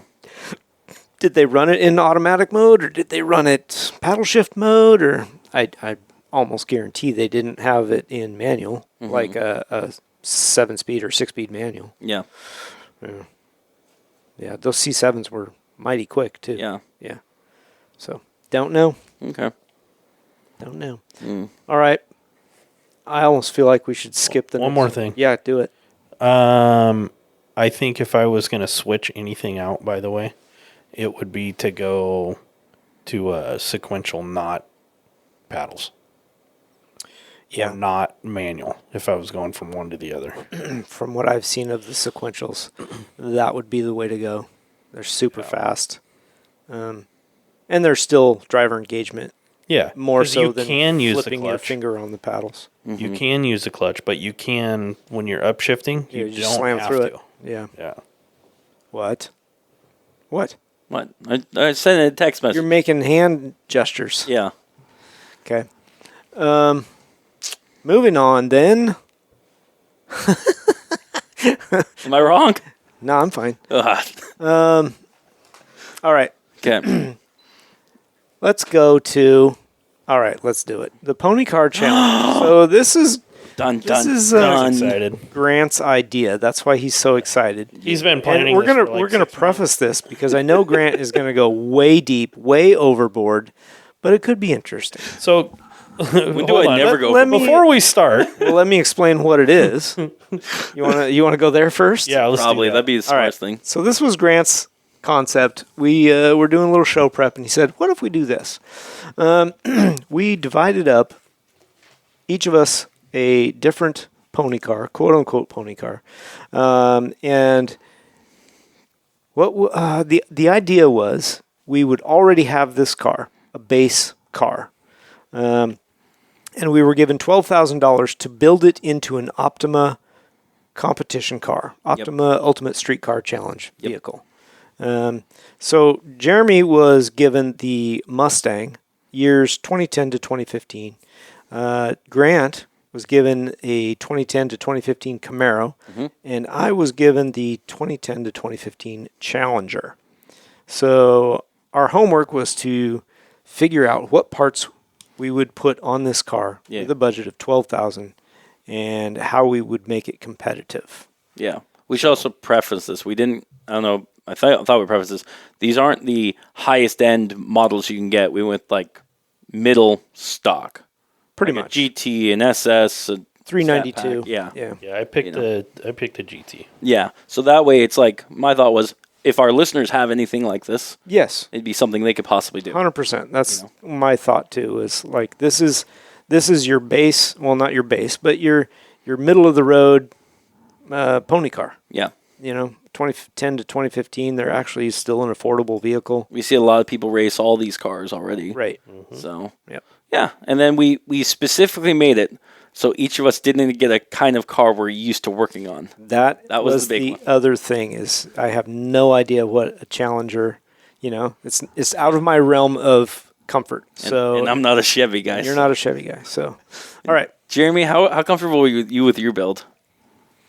I mean, last minute, getting this thing night before last, going, fuck, that's a lot of research. I'm gonna actually have to look something up. Okay, so I'm going to be honest. I spent about 45 minutes on this. Okay. Same. And That's about what I spent. Damn you guys. I picked. We 20 should have, now that you and I spent about the same amount of time. Yeah. We should have set a time limit. Because Grant has been looking at this 24 hours a day since we decided. Oh yeah, no. He has spent so much time on this. He didn't even work today. He stayed home and did this. No. I'm always at the shop. How many hours did you put into this? I think like 3. I think realistically. Which day? Yesterday and today. So you put 6 combined. No, I put like about 3 combined. Well, okay, yesterday. Don't fucking lie to me, because Hang on. just before you showed up, Research and writing down about 3 hours. I think thinking about it was probably a total of 5 or 6 because I had a lot of time I was driving. I put 45 minutes total. Yeah, me too. Thought into this. Brain thought, writing it down, done. Yeah. So- I probably could have got away with something like that, but then I was like, I need to go deep, and I thought of something, and I was like, we're going. I I heard had a job to do. you were going to be here at 5:40, Okay. and Rob said Grant's on his way. He's got 10 minutes, or he'll be here in 10 minutes. Yeah. He was redoing his list. Yeah, I had to. So for our listeners' sake, That's I got down to goddamn 7 ridiculous, man. cents, and I had to redo like $10 off it to fit one last part in there. I'm not going to tell you how much I got to Ridiculous. until the very Okay. end. So, yes, we had a budget. All right. Jeremy wants to go first. All right. I picked the 2015 Mustang GT. Okay, S550. So about what, 430 to the wheels factory? No, You 50. didn't even look up the stats of the stock car. Yeah, I did. 430 at the It's crank. 435 to the wheels Okay. is what they were claiming in the Okay. thing that you sent me. 18-inch wheels. I think they were 235 50 18s is what the factory size was. So I'm going to start with my first part. Okay. Holland's coilover kit. Olin's. Okay. Coilover kit, 2750. I gotta know, what color would you have got your Mustang? Jesus. Black. Black. Okay. Okay. Black. I like them in black. I think Sure. they look good. Sounds good. Okay. And I went with that kit. It wasn't the cheapest one. It wasn't the most expensive one. Okay. I went with them because they do have rebuild kits, Okay. and you can change the spring rates. Okay. So Good call. yeah, Okay. I wanted a little bit of adjustability. Yeah. Perfect. Okay. Good idea. and like you said, it's middle of the line. Yeah, middle of the line. It wasn't like, I think I saw some that were $4,000 to $6,000. Yep. Okay. And I saw some that were $1,300. Yeah. And I was like, Yep. okay. Yeah. These ones were middle of the road, rebuildable and adjustable. Yeah. Gold. That's gold to me. Okay. Okay. I stuck with the stock wheels. I stuck with the almost stock tire size. Same width. I stuck with the 235 40s instead of 50s Okay. on the 18-inch wheels. And I went with the Falcon Azenzi RT660s. Okay.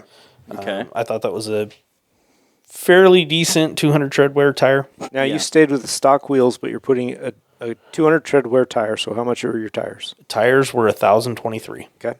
And Okay. I think you're probably going to spend $10. Mountain balance too. Oh, I didn't even consider that. I put it on there because I have the extra, but everything that we said for labor was not calculated. Okay. Yeah. So I didn't calculate that in, but Okay. so 1,023 for just the tires. okay.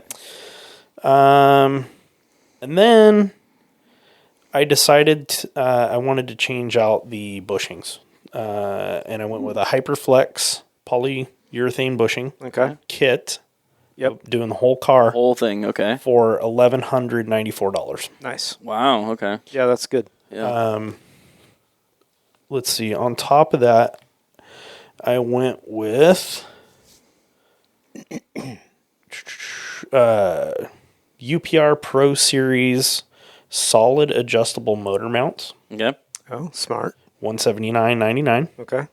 and I went with a Moroso solid transmission mount for $43.99. Okay. And the reason I did that, I have a feeling I know why. the reason I did that was two things. One, we had Josh on. He had issues with the Motor mounts. the motor The mounts. stock ones, yeah. And I've had issues with transmission mounts in the past. And I thought that was a pretty good way to get just a little bit more power to the ground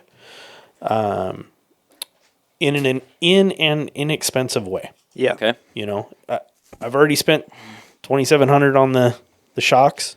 I might as well use something a little less expensive to get some power to the ground. Before you dig deeper, I got to know, was your build an automatic or was it a manual? I didn't. You didn't specify? I didn't specify, but I would have picked a manual. Okay. Yeah. Because I know the automatics are pretty quick, and so I didn't know if you're building for drag or whatever, but yeah. No, I would have. Well, we're building it for. Yeah, Yeah, but it's got to do I made an assumption on that one as well. I did not spec the car necessarily. Okay. Yeah. So This one I spec'd out. of Okay. course you did. So this is not all my parts, Okay. but I want to give you a little where we're at. Okay.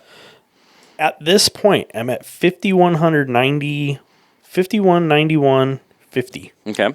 Okay. So I'm not even halfway there yet. Yep. Getting close. Getting close. But not quite halfway there. Okay. Now we're going to spend a little bit of money. Okay.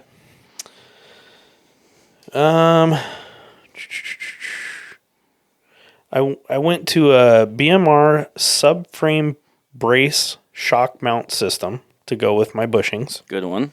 And that gives you the, God, what do you call that bar that goes across the strut tower? The strut tower braces. Okay. It gives you one for the back, and something else. I don't remember what. That was $1,289.70. Okay. So that was a decent little chunk. Yeah. And then I went with a Ford Racing GT 350R brake upgrade. Okay. That's the 15.5-inch rotors. Yeah. Are they? Yeah. So that was a little bit of money. That one was $41.99.99.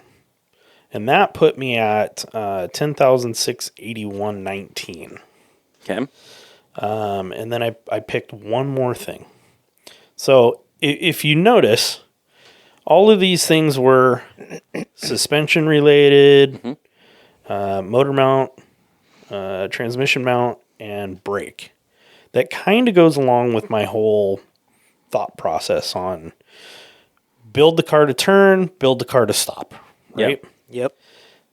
Now, my last part, because I did do brakes, I ended up picking a Roush Performance catback exhaust system for $1,249. Nice. And that put me at $11,931.18. Okay. So that's a pretty reasonable build you got there. Yeah. And you spent it all. Yeah, I mean, I was pretty close. No, yeah, you did a good job. Yeah. I got lucky. Honestly, I did too, because I just started throwing parts in the cart. And then at the end of it, I was like, oh, yeah, I'm right there. Mm-hmm. So that was pretty good. Well, when I got to the brakes, and I was like, shit, I'm still at 10,600. I got a little room here. Yeah. I'm like, what would I do? What else would I do? Exhaust. Yeah. I got to Yeah. do something to let this thing breathe a Yeah. little bit more. So Okay. What do you think out of all the categories the Optima offers, which is drag racing, road racing, track, autocross, it's Start, stop. start, stop, and then engineering design. Which do you think your car best perform at? oof. I feel like you're Well, and kind of what I was trying to do was get the tires to stick to the ground. okay. So I would hope that in every one of those classes, I would have done better than I would have with the factory car. Which one do I think I would have done best in? Maybe the start stop. Okay. Maybe. And I mean, that was kind of the point of the Autocross, brakes. it'd probably be pretty decent autocross. Yeah. Because, you've put the poly bushings in there. You've got good brakes on it now. And coilovers, so you could actually make it handle pretty decently. You don't need super high horsepower, to run autocross. So you might do okay in that. Yeah. I will say, if I'm allowed to critique one thing, No, go for it. if I was to improve that, is that you can buy them aftermarket because they're not in the stock build on that one, which is the same year they had the performance package, which made it so you could have, I think, 10, 11-inch wheels all the way around on that car. So you can get those fairly inexpensive. Yep. So that way you would have a 305 wide tire. That would have put me probably a lot higher on the tires. Yeah. And I would have had to pay for wheels too. Yeah. So No, and again, I just throwing that out there for our listeners if they were looking to get, build a project. Yeah. That's a budget. You know, the funny thing about these budgets is 12,000 it's a pretty basic budget for an a Optima competitive car build. Yeah. And like Jeremy said, he kind of went middle of the road with stuff. And I think that's a great place to be. I think so too. You don't want to go with the cheap shit No. because you're going to buy it twice. Mm-hmm. Oh, yeah. And a lot of us can't afford the high-end stuff, and it's really not worth it, Yeah. yeah. especially for what we're doing, right? So I think that middle of the road bracket is really a good place to be. Yeah. It is expensive. Racing's expensive. Now that So- 12 grand, you can do that over a couple of years, Mm-hmm. so your wife doesn't notice that you're siphoning money out of the bank Yeah. account. You start with the stock car and then slowly add to that. I will Yeah, say, absolutely. Yeah. I will say this. One thing that I noticed when I was putting all this together, that 12,000 went farther than I thought it was going to. You Yeah. got a pretty decent build out of that. Yeah. You really did. Yeah. I thought the same thing about mine. So Same. I thought that was pretty cool. Yeah. And I know Grant is going to take a deep dive, we'll call it, into his build. So I'm going to go Well, yeah, he's Yeah, got 40 hours into this. Right, Jesus. exactly. So I'm going to go next. So my car was a 2015 Dodge Challenger. I picked the 392. It's not a Hellcat. It's not the high end. It's also not the low end car. What power did that make? Do you know? I've got that. I do. So it's got a 6.4 liter V8 Hemi multi-displacement system. Ooh. Yeah, for cylinder deactivation. It is 485 horsepower at 6,100 RPM. Now that's crank horsepower. So you're looking at 380, 400. I wonder how wheels. close in weight our cars are. This thing is a pig. Yeah. Oh, yeah. Well, Mustangs are pigs too. Actually, So- this is a 4,500 pound car.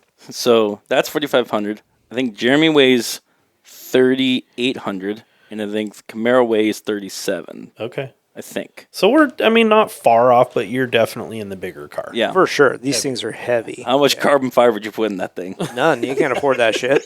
You just tear the interior That would have been the out. hood. So the first thing I did was take the seats out, take all the carpet out, take all the sound deadening out. I didn't Then even you think of have that. to put the carpet back in and Yeah. the seats and stuff.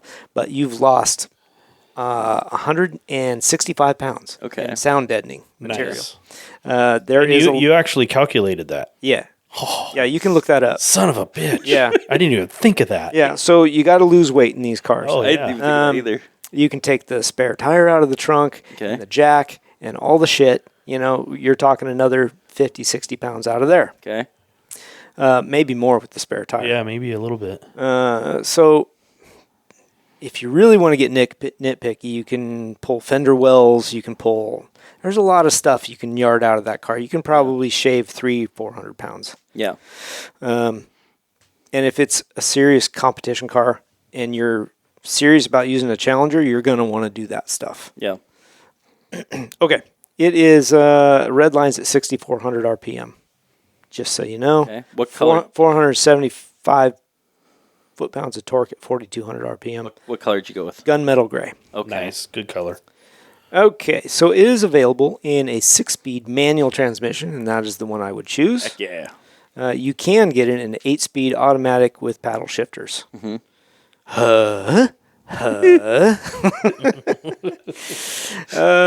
0 to 60 performance, 4.5 seconds. Depending on the transmission, the manual will be slower. Okay. Quarter mile is a mid-12s. Top speed approximately 175 Okay. in stock trim. Okay, the first upgrades I would do and have done on any car is your brakes. Yep. Okay. Extremely important. You want to put a brake caliper on there that is low profile enough that you can get smaller wheels. They come with 20s. Oh, I didn't realize it was that big. Yeah, they come with 20s, so you don't want to run 20s in race tires. Yeah. So I went with Front Willwood Aero 6 kit. It's a 6-piston front caliper with a 2-piece rotor, 362 millimeter rotors. Allows you to put an 18-inch wheel on. Okay. $2,430 for the front calipers and rotors. That's the whole kit. 2,400. How wide were those rotors again? 362 millimeter. What's that in inches? 13. 14 something. Okay. 14, yeah. 14 and a quarter, I think. Okay. And actually, the rears are the same. They have the same size front and rear. Oh, really? I didn't know that. 362 millimeter. Yeah, it's 14 and a quarter. The rears, I put 4-piston Willwoods. The reason I chose Willwood, it's a very good caliper. I've run those before, and you're not paying Brembo prices. Yep. Okay? Nothing wrong with these things. They stop great. They are heat resistant. Very good brakes. How many piston? 4-piston in the rear. Nice. 2346 for the rears. Wow. That's more expensive in the rear. Yeah. No, $100 less. Oh, okay. So that's calipers and rotors, front and rear. Second upgrade I did was suspension. So you want to eliminate body roll. You want to have your adjustability so you can lower the car, get your center of gravity lower, and that kind of stuff. Now I don't know a lot about Dodge aftermarket parts. I don't know who's good, who's bad. So like you, I went middle of the road. I found some that were super expensive, and I found some that looked like wouldn't hold up a Volkswagen. So I went with a KW coilover kit. Total middle of the road cost basis $2,350 for all 4 corners. I also went with adjustable control arms so that you can adjust your camber. Now this was an entire kit. You can adjust your camber and your toe so that you can make it turn. And then I also added sway bars, front and rear. Mm-hmm. Oh, the camber kit, I'm sorry, the control arm kit was only $1,060, front and rear. For a camber That's kit? not bad. No, for control arm Oh, kit. for control arm kit. Okay. Yeah. Fairly inexpensive. Yeah. And again, there was a wide range of those, like anything from $700 or $800 up to $3,000, depending on if you wanted billet aluminum or what. Yeah. Sway bars, I went with the Eibach front and rears. Added approximately 10 millimeter to both the front and the rear. Okay. Because the stocks are like 22s, and you go up to 32. Okay. That was $540.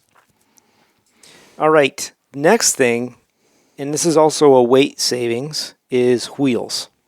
Changed out the wheels for 18s instead of 20s, Okay. and went wider. I shaved 29 pounds each corner Nice. in Okay. weight. That's Wow. a lot That's of a lot of rotating weight. Wow. Not only is it saving weight of the entire car, but you have to get that weight spinning and rolling. And I've experienced that on the Corvette with some really heavy wheels. It is noticeable. Yeah. Wow. So I went 18 by 10s, all 4 corners. Like I said, shaved 29 pounds. 1,080 for the set. Here's the picture of them. Right See. there. Oh, that's a good looking wheel. Yeah. Okay, so that had multiple effects on the car, saving weight and getting that smaller size so that I could afford tires. So the sticky tires are the next category. Now I outlined 3 different types or 3 different brands there. RE71s, I went with 295s all the way around. Might as well just go a square setup. That's more economical because you can do the rotation, right? You're not doing a staggered setup. Yeah. RE71s were $1,679 for a set. R888Rs were $1,310 for the set. And then the Yokohama A052s were $1,707. Okay. Yokohamas wear out really fast. I wouldn't Yeah. recommend those for somebody just getting into autocross or whatever. It's a fantastic tire, don't get me wrong. Yeah. But they don't wear as well. So if you want an all-around 200 tread wear, RE71 or R888Rs, Yeah. either one are good. I think the RE71s have a little bit of an advantage. I think they're slightly better than the 888s. I've run both. Yeah. I liked them both, but I do think the REs are a little bit better. Plus the REs are better in the wet. Yes. Don't know if the challenge you go to is going to be. I think they are. Yeah, I think the Yokohamas are fantastic. They're fantastic, but you can't doing a whole track day and then an autocross. You can't do a track day on Yokohamas. Yeah. I mean, you can, but that's one track day and the tires are done. Yeah. So anyway, I used the cost of the RE71s. I figured that was kind of middle of the road. Last minute, I added a cold air intake because I had some money left over. Okay. And I to also be kind of specific here, I didn't do any motor modifications. Okay. No exhaust, no nothing. The thing's got plenty of horsepower. If you're just starting out, right? Yeah. It's, what did I say? It's 485 at the crank. Yeah. So you're roughly 400 horsepower at the wheels. It's a heavy car, but still. But you lightened it up a lot, though. Yeah. Yeah. If you shave 400 pounds, it's not bad. Yeah. And I don't know. I think if you're just starting out, run what you brung. Yeah. You don't need to add a bunch of power. Anyway, cold air intake was only $129. Speed Logic's solid motor mounts, you had mentioned that, and I was like, that's a good idea. And I had the money left over, so I threw those in there at $209. Nice. Grand total of $11,851. Woo! Yep. Right on. I got money left over for gas. Okay. It's interesting that you went to the 18s. Yeah. So in the Mustang GT, they had 3 different wheel sizes you could get, 18, 19s, and 20s. Yeah. And I went with the 18s. Yeah. 18s are a smart choice for race tires. Yeah. You've got a great variety out there, and it brings your cost down. As soon as you get into the 19s and 20s, the cost escalates severely. I had actually thought about wheels early on, and I'm like, do I want to go down to the 17s? No, 17s are not good. I didn't think they would be. Yeah. And for weight wise, I was thinking it would be maybe better. Yeah. And I was like, no, I'm going to stick with the stock wheels just because that's a cost savings. Yeah. It is. You're right. And you can spend that money elsewhere. Right. And for the guy that's just starting out, that's a great idea, especially because they came with 18s to start with. Yeah. So you can stick with those. Now, like Grant said, a little wider tire is I could have probably really gone, handy. So I went with the 235s because that was a stock size. Yeah. I probably could have gone 255s, no problem, on the stock wheels. Yep. I'm fairly positive when Liger came with 235s on the 17s, and the first thing I did was swap to a 255 on there, way back in the day. Yeah. You know, those wheels will fit it. Yep. So for the guy just building his car, though, get that 18-inch wheel if you can. And if you're going to do it, find something that is lighter than your stock stuff. That is very important. Don't get the bling bling because it's heavy. That shit's heavy, and it does affect your performance. What do you think your car would have performed the best at if it was in an Optima challenge? I didn't think about that until you mentioned it to Jeremy. So I pretty much set it up for autocross, even though it's a heavy car. Yeah. I got it lowered down a little bit on the coilovers. I got my camber and my toe so I can turn in. Okay. It'll run pretty decently on the big track, though. Yeah. Because I've got the good tires on it and that kind of stuff. It's not going to be great at start-stop because it's heavy. Yeah. And that will affect it on the autocross, too. But I think it's going to be kind of a middle-of-the-road car all the way around for all the events. I feel like D&E is it's a stock car, so D&E is not going to win any awards there being stock. Yeah. But, I'm sorry, what did you say? probably decent at drag. Yeah, might be. I mean, 400 horsepower. Yeah. You're Heavy though. exactly 4,000 pounds still. Yeah. Yeah. So I don't know. If you've got one, that's something you can do with it. You Nonetheless. can make it a little bit better Yeah. than it is stock. Nonetheless, it would have done better in every one of them with the components. With that the you mods. picked. Yeah. Exactly. Yep. Yeah, for sure. Good question. Yeah. Okay, Here now we go. He's got his book open. does. He's on page 50. This is amazing right now. Okay. Okay. Be calm. That's all I can I ask. ain't happening. Okay. As soon as I turn to this page, I ain't Okay, happening. Just don't make the thing spike. I just okay? want you guys to see, this is how much data I've got written down. So, there's a lot. There's more than 6 hours So of work there. yeah, I'm okay. I'm excited, though. Okay. Let me start this off. Start with what car? I'm going to start this for the listener and for you, okay? For everyone. So this is a 2015 Camaro SS. Oh, you went red. SS. Yeah, because that's the middle. SS. Is it? Yeah. Okay. Because they made the LT and then the LZ1. One LZ. Yeah, after that. And I was like, okay, that's right in the middle. 455 horses stock Oh, it's right there with the Challenger then. with a Yeah, not far from me 6.2 liter V8 into it. Okay. Oh, we were all right there. Okay. So while I'm telling you guys this story, Yep. I want you to think about what Hold on. Hang on. Can I say something real quick? Go fast. Go for it. Okay. So you guys were both 6 liters, and the GT Mustang was a 5 liter. Yeah. Yeah. Okay. Okay. So I wanted to say with this car, I want you guys and the listeners to think really clearly. Again, Optima Speed Challenge has 5 or 6 categories, which is autocross, drag racing, start-stop, track, and then overall design and engineering. So I want you guys to figure out which I was trying to go for with this car. Okay. Okay.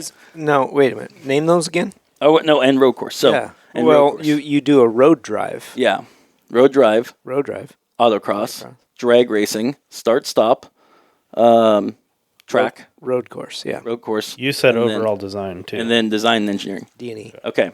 So you guys got that ready? Okay. So, first thing I went to is braking. a little lower. Okay. First thing I went to was braking. Okay. Yeah. They ran in this one, I believe, a 4-piston Brembos. So I went with just hawk pads. So that would have been a 14-inch rotor. Figured that was good enough. They did make the 6-piston bigger, and I'm like, Yep. let's hold off on price, okay? I should specify, since you did say pads. Yes. The Willwoods come with a really good pad.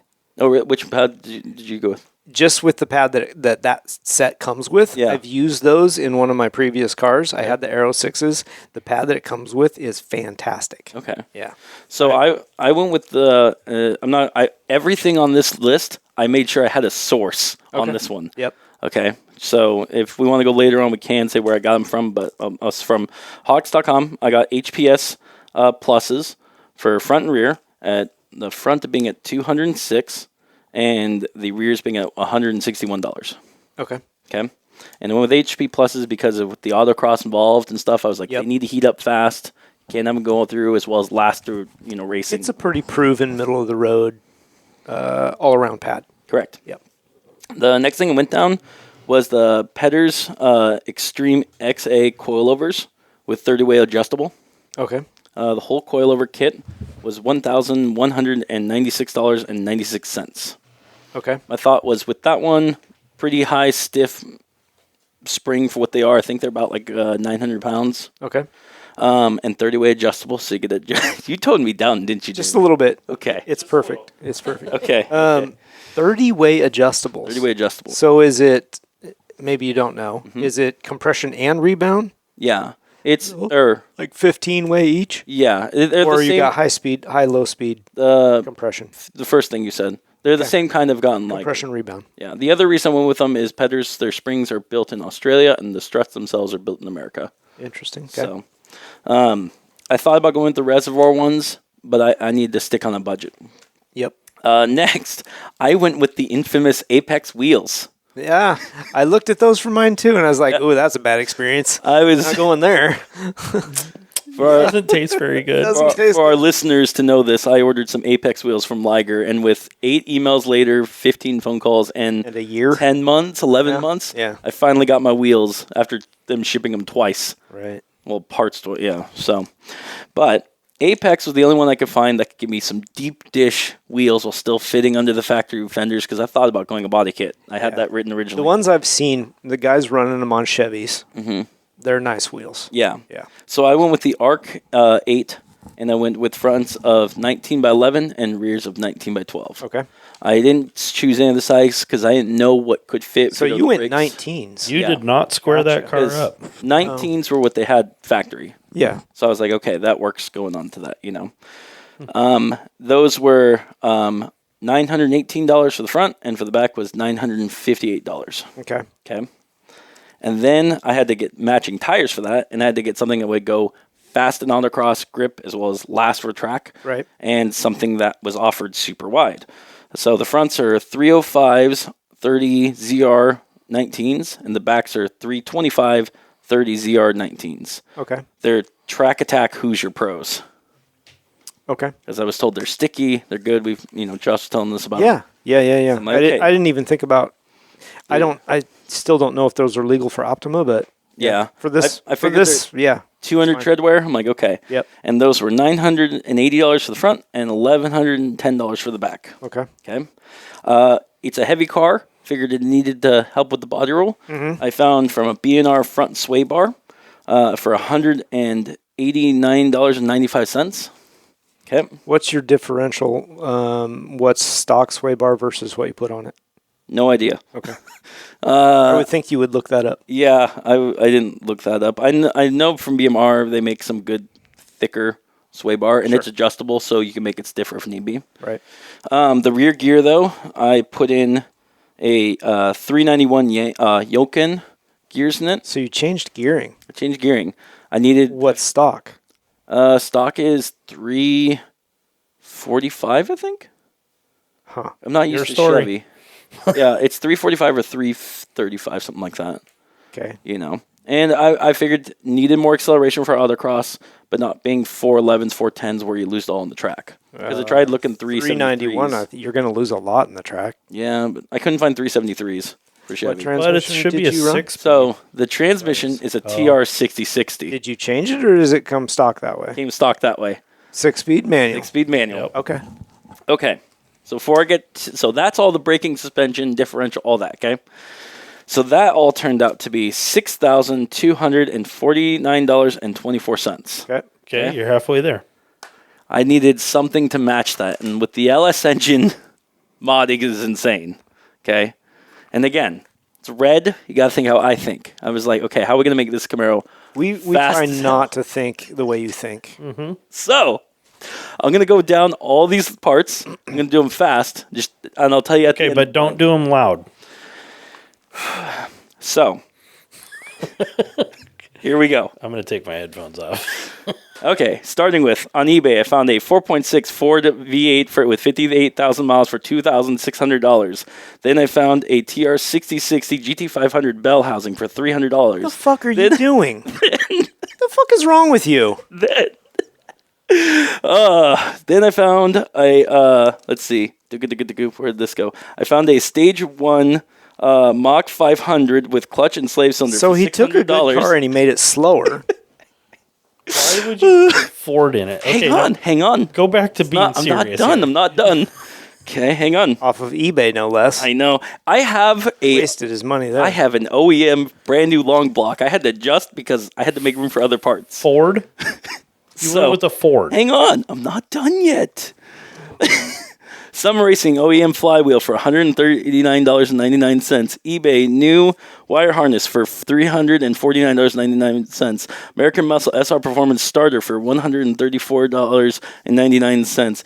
eBay fuse box for $134.99. Exhaust headers for $245 off of flasharc.com. We've got American Muscle SR Performance cold air intake for $149.99.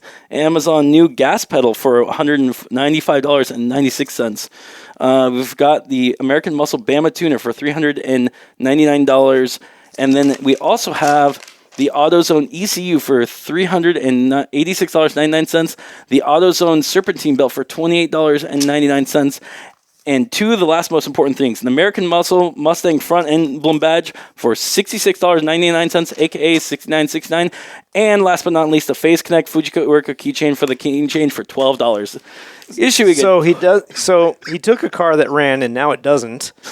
Where's your motor mounts? Yeah, there's no motor mounts, there's no spark plugs, there's no wires, there's no coil. What about your hoses for your radiator? There's no radiator, there's no no. So you just destroyed your car. Hold on. You are disqualified. We won. You are disqualified. You took a car and now it does not run. Put a Ford motor in it. What is wrong with you? Okay, so here was my thoughts. So if you back up to before you bought a Ford motor off of eBay, You had That probably doesn't fucking run. You're right, exactly. I'll show you guys the listing. You had a decent car going Yeah. with the $6,000. So, okay, for the listener, the stuff he listed before was okay. Yeah. Save yourself. First half of the list was perfect. Yep. $6,000, you've got a semi-competitive car. Just for example, this was the eBay motor. Just so you know. It's a scam ad. Good job. Yeah. Yeah, you got taken. They didn't even ship it to you, so there's that. Free shipping on it. Yeah, free shipping because they didn't ship it. All right. Let me defend myself how I was going through this and why I All did right. that. Go ahead. Okay. There is no defense. There is defending. No. I will heavily there's defend not. it. Okay. So, 3 things that went into this build. So I'm going to stop you right there Okay. because you were supposed to take this on not being a Chevy guy and make a Chevy competitive car. Yes. Not ruin it by putting a Ford motor in it. That is not the spirit of this competition. No, hear me out. This is not the spirit of this competition. You were supposed to use Chevy. Let me explain this. You ruined it. Let me explain this. He botched it. Yeah, he did. Let me explain this, okay? I'm going to defend myself, okay? So 2 things. One, No fucking defense. No, I agree. so 1, red. Because when I've actually tested all 3 of these cars. Might as well grind all the paint off of it. Hear me out. When I tested all 3 of these cars originally throughout the years, okay, I honestly think if I was ever to get a car to replace Liger, it would be the SS Camaro. I think that drove the best. I think it had the best power plant, and it, like, overall for field comparative cars. Okay, so you agree with us that you fucked it up. So hang on. Perfect. Hang on. Second thing, out of these cars, I was debating on what I was going to do because I also debated on a yellow car, the Transformer Edition Camaro, and go that route. Okay. But the third and most important thing was I knew with this car how it was going to build for how much I already had in suspension and stuff like that. I don't know if I was going to be able to compete with the acceleration of the Camaro going through, or the Challenger going through that, or the Mustang and the handling on that one. So what I decided to go is do the Grant thing, and I was going to go for the engineering and design aspect. And you would lose. Yeah. for swapping in an engine. Oh, absolutely. You would lose big time. The reliability went through the floor, bud. So the reason that they would look at you and just walk away. So I couldn't find anywhere that anyone did the swap for any kind of Mustang motor into it. Well, yeah. Because it's a stupid idea. I didn't go Coyote motor because it would have gone over the budget. That's why I was like 4.6 and get them cheap. The newest, cheapest one I found 4.6 was $300,799 for a brand new long block. And I did have all the parts listed down for what else was there. But once I added that up, I did have it in budget, but I realized I didn't times 2 on the wheels and the tires, and that went into my budget, so I had to redo everything, and that led to the... You had $6,000 left. Yeah. You could have supercharged that thing. Yeah, I could. You could have supercharged I could have and bought- maybe put Not an to exhaust mention, on. an SS Camaro is plenty capable. Yeah. It's competitive with both of our cars. Oh, yeah. There's no problem with acceleration. So I wanted to do... you put a 4.6 in it? That thing's That- way slow. Well, that- it's got the 399 gear, or 330... It's a It 20 doesn't even matter. It's slow. It's a 25, right? Or a 2015. 2015. Similar horsepower to all of us, Yeah. right? Yeah. I think the Ford Mustang had slightly less than the other two cars. Correct. If you'd only done the $6,000 the Yeah. first half of your build, Yeah. I couldn't have probably kept up with it. Probably not. No, still would have been competitive. Yeah. Yeah. I was... So the main thing was I was building this because A, I didn't see anyone do it, and that was like the engineering design aspect. The second thing I thought was interesting was it had a TR6060, and realizing you can bell house swap that means once a bell house swap is... Did you include your bell house? Yeah, I did. That was the third thing down. Once that's swapped on the Camaro, that means you can use any Ford module engine, whether it's a V10 Triton, the 4.6, the 5.0, but it all came down to budget. And I was like, I can't fit a 5.0 in here for that, and packaging. 5.0, I think, is wider than the LS. The 4.6 is the only one that's smaller than the LS. You took an LS motor out And put a put a 4.6 worse motor in. motor in it. Just for our listeners' sake, I went from 455 horses to 300 horses at the I hope crank. you guys enjoyed that because that's ridiculous. Absolutely. But- okay, so what I would have done with that car Yeah. is I would have put headers and exhaust on it with your remaining $6,000. Yeah. Yeah. Probably a tune. Let's see, it's probably got an LS. It's got an LS3 to LS3. start with.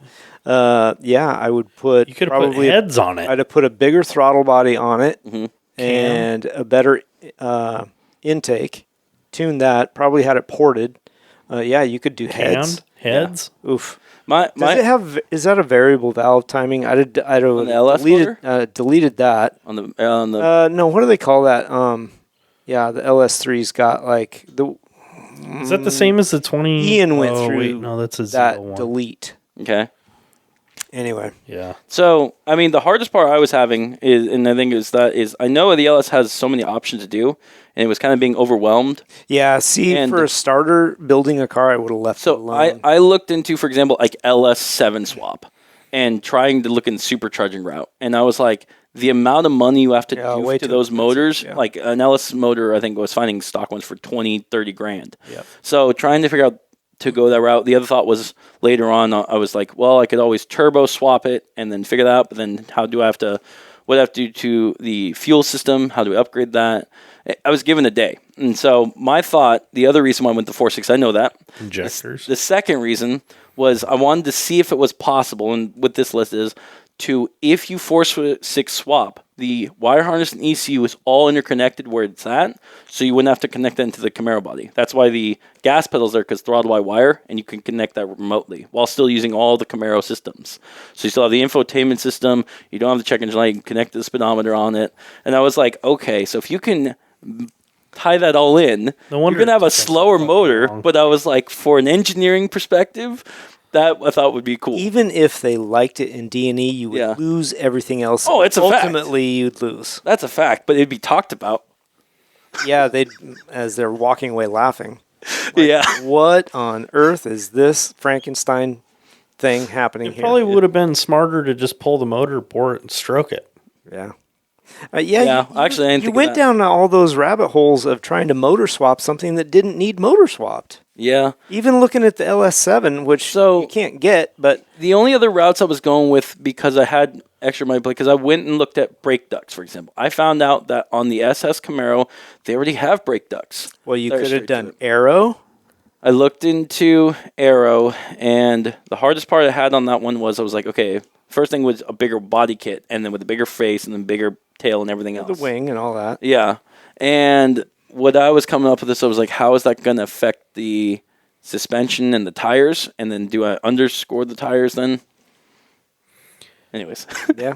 Well, You should have stuck with the you should have left the LS more alone. suspension and Done aero. headers and exhaust, throttle body, intake, Okay. and tune. Okay. And that probably would have cost you around $4,000 to get all that done. So I had, just in the engine alone with the swap, was $5,733.22.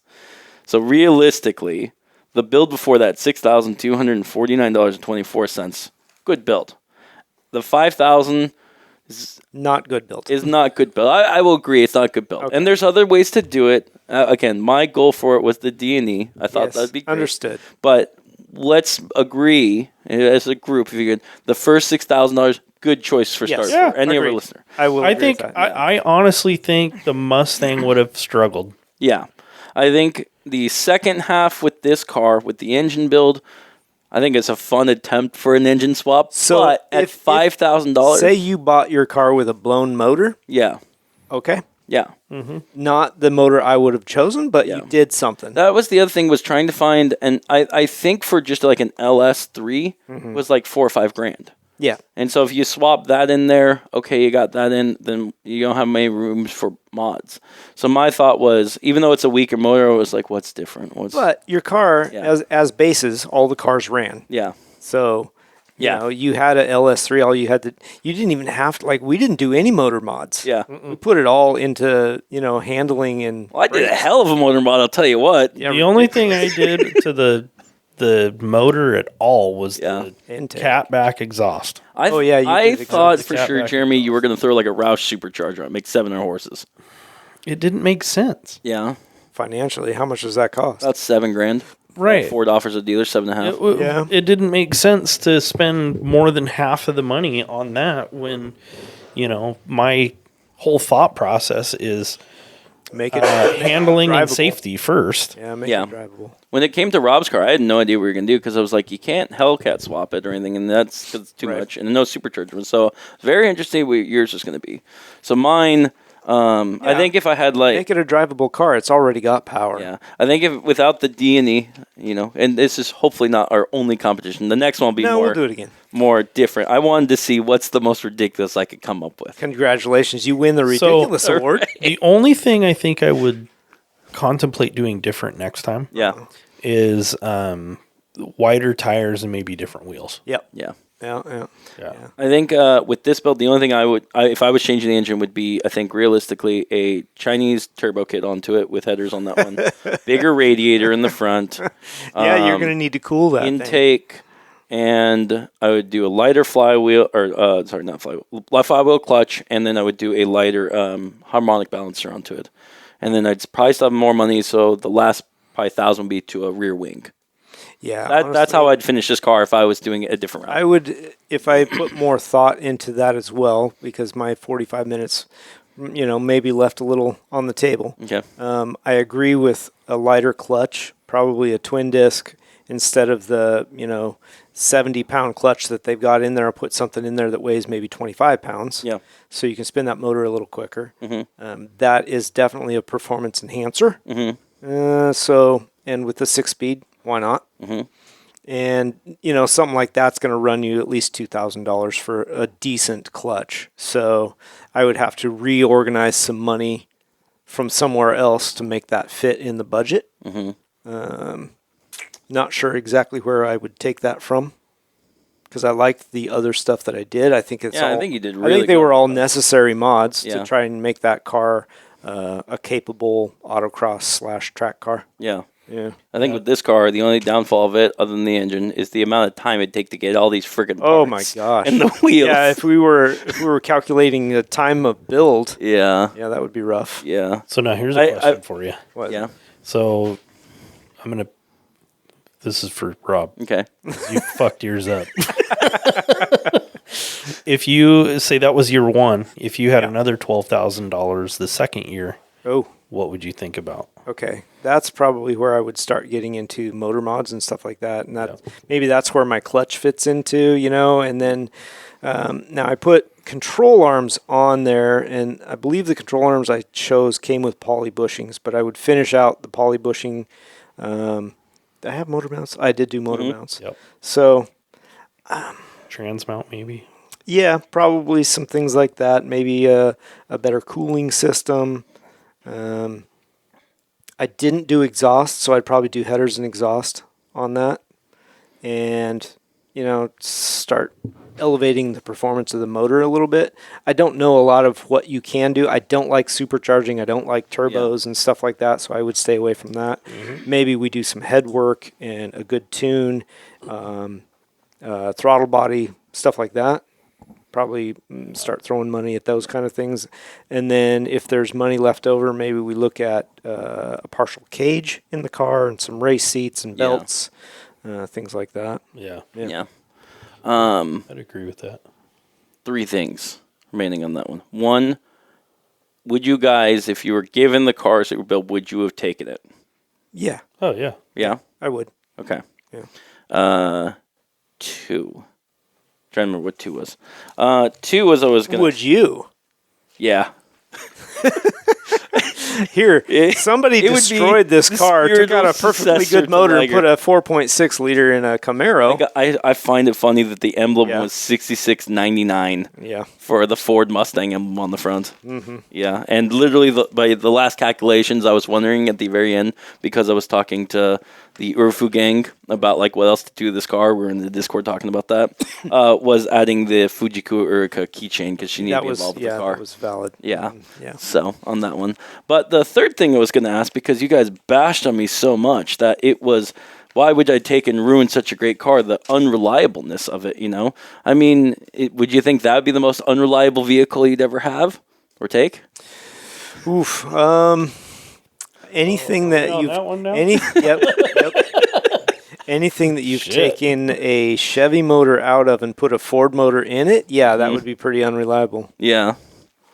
You just don't hear of people. I don't know. You don't hear of people Ford swapping. Yeah, and that was the one thing that surprised me most was when I Googled it, I was like, wait, it's a TR660. I'm like, okay, so that can swap into it. No one, and I mean no one, swaps a Ford motor and Chevy. No. And that Right. that was the one, also the other going down this rabbit hole. Right.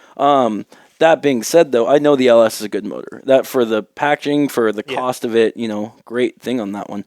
But like, yeah, what car like would you just want to have? But it's just so unreliable that it's like, well, you phrased the question better. I'm Well, no, that's fine. Like, what car is a desirable vehicle, and should we put some constraints on that, like for competition okay. or collectability? Either competition or collectability. Yeah. What car is super desirable, but it's super unreliable? Every Ferrari. Yeah.